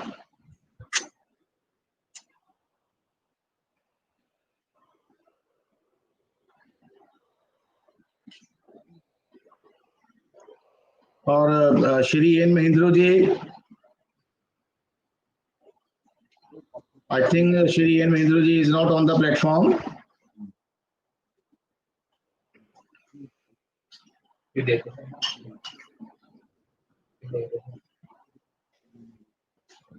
Dr. Sujit Singh is also with us. Dr. Sujit Singh ji, would you like to say something on this platform? Dr. Sujit Singh ji, alumni of Swami Premanand Mahavidyalaya. We welcome you, sir. Sir, kindly unmute yourself. Dr. Sujit ji, kindly unmute yourself. Yes. Yes, sir. Yes. Say Am I something, audible, sir. sir? Yes. Yes, you're Actually, audible, I would sir. like to add. I would like to add in this webinar that policy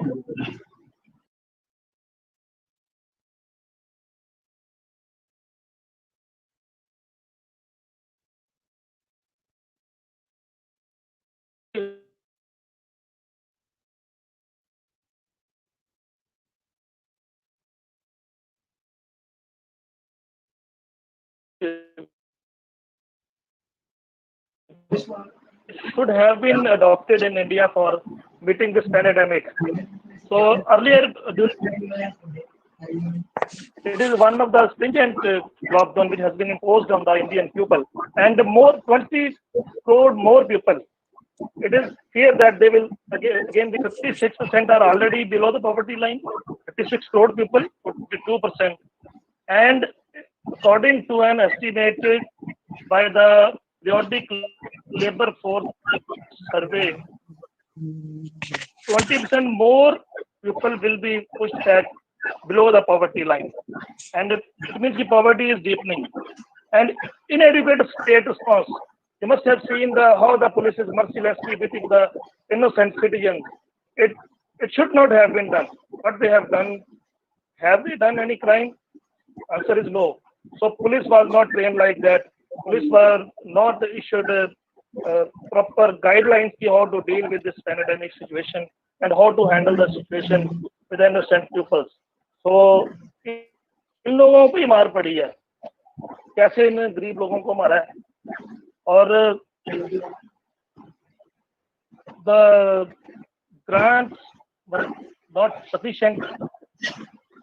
सब लोगों तक इतनी help पहुंचनी चाहिए थी, वो पहुंच नहीं पाई. तो गवर्नमेंट उन कमियों को छुपाने के लिए अगेन एंड अगेन कोई ना कोई इधर उधर का मुद्दा देती रहती है. And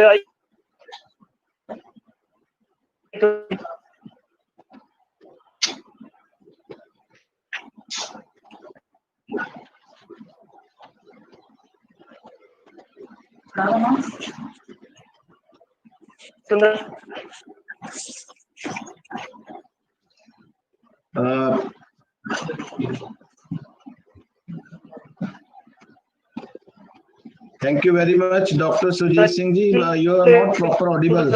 SPN for organizing such a wonderful webinar, and you have invited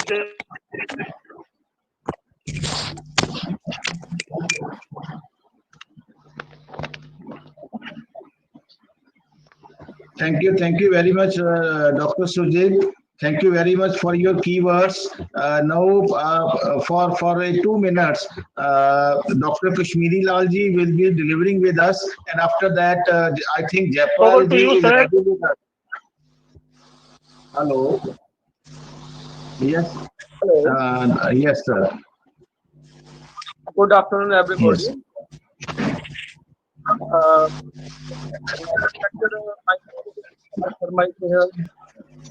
And other friends of this webinar. It's to have listening this different personality, and the webinar is quite fruitful. Particularly the lecture delivered by Madam on that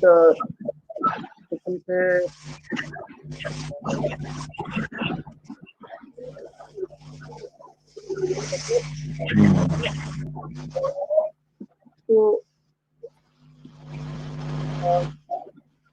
यही बात कहना चाहता हूँ कि जिस प्रकार से organise किया है, तो हमारे ऑर्गेनाइजर हैं, तो वहाँ प्रिंसिपल हैं, उन्होंने एक एफर्ट किया है इस वेबिनार को एलुमनाई को कॉल कर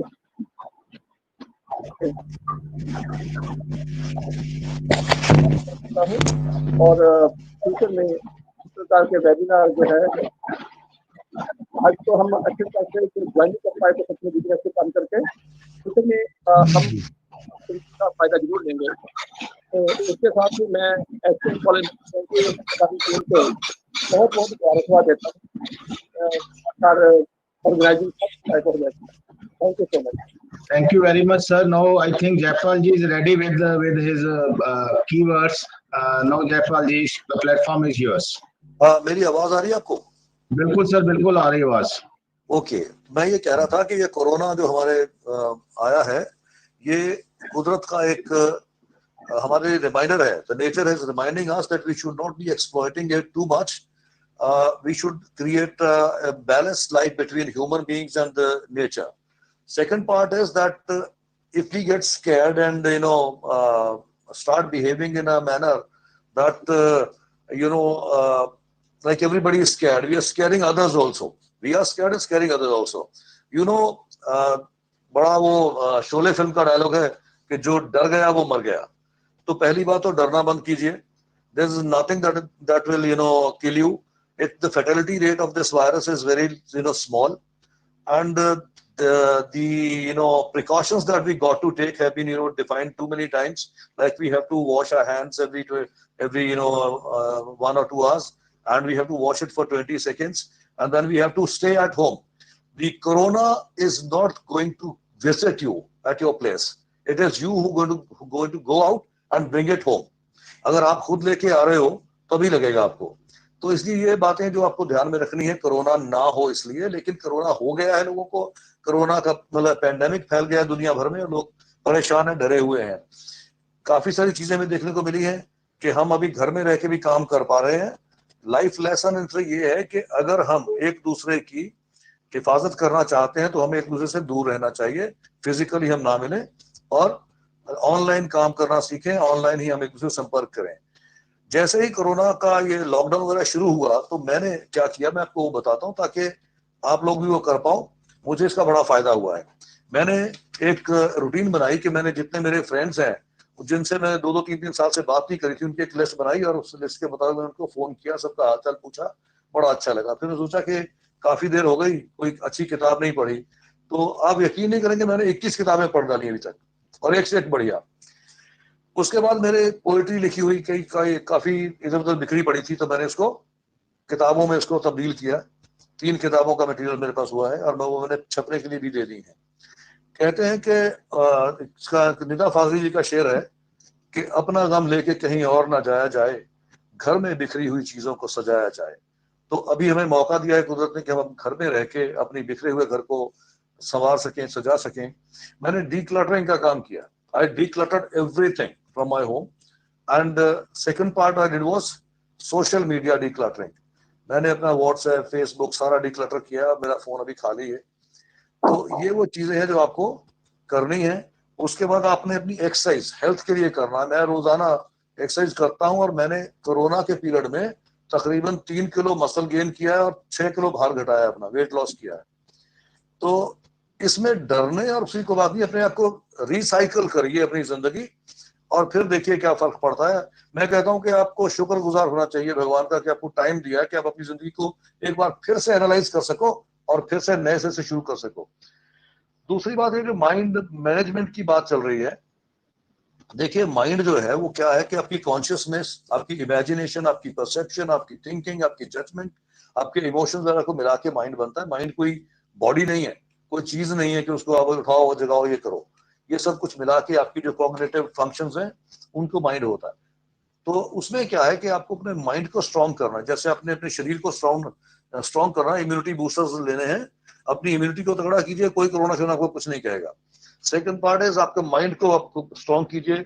आपको कोई डिप्रेशन नहीं, कोई एंजाइटी नहीं, कोई कुछ नहीं होगा. बिकॉज मैं एक फौजी भी हूँ, मुझे पता है कि फिजिकल टफनेस के साथ साथ आपको मेंटली रोबस्ट भी होना पड़ता है.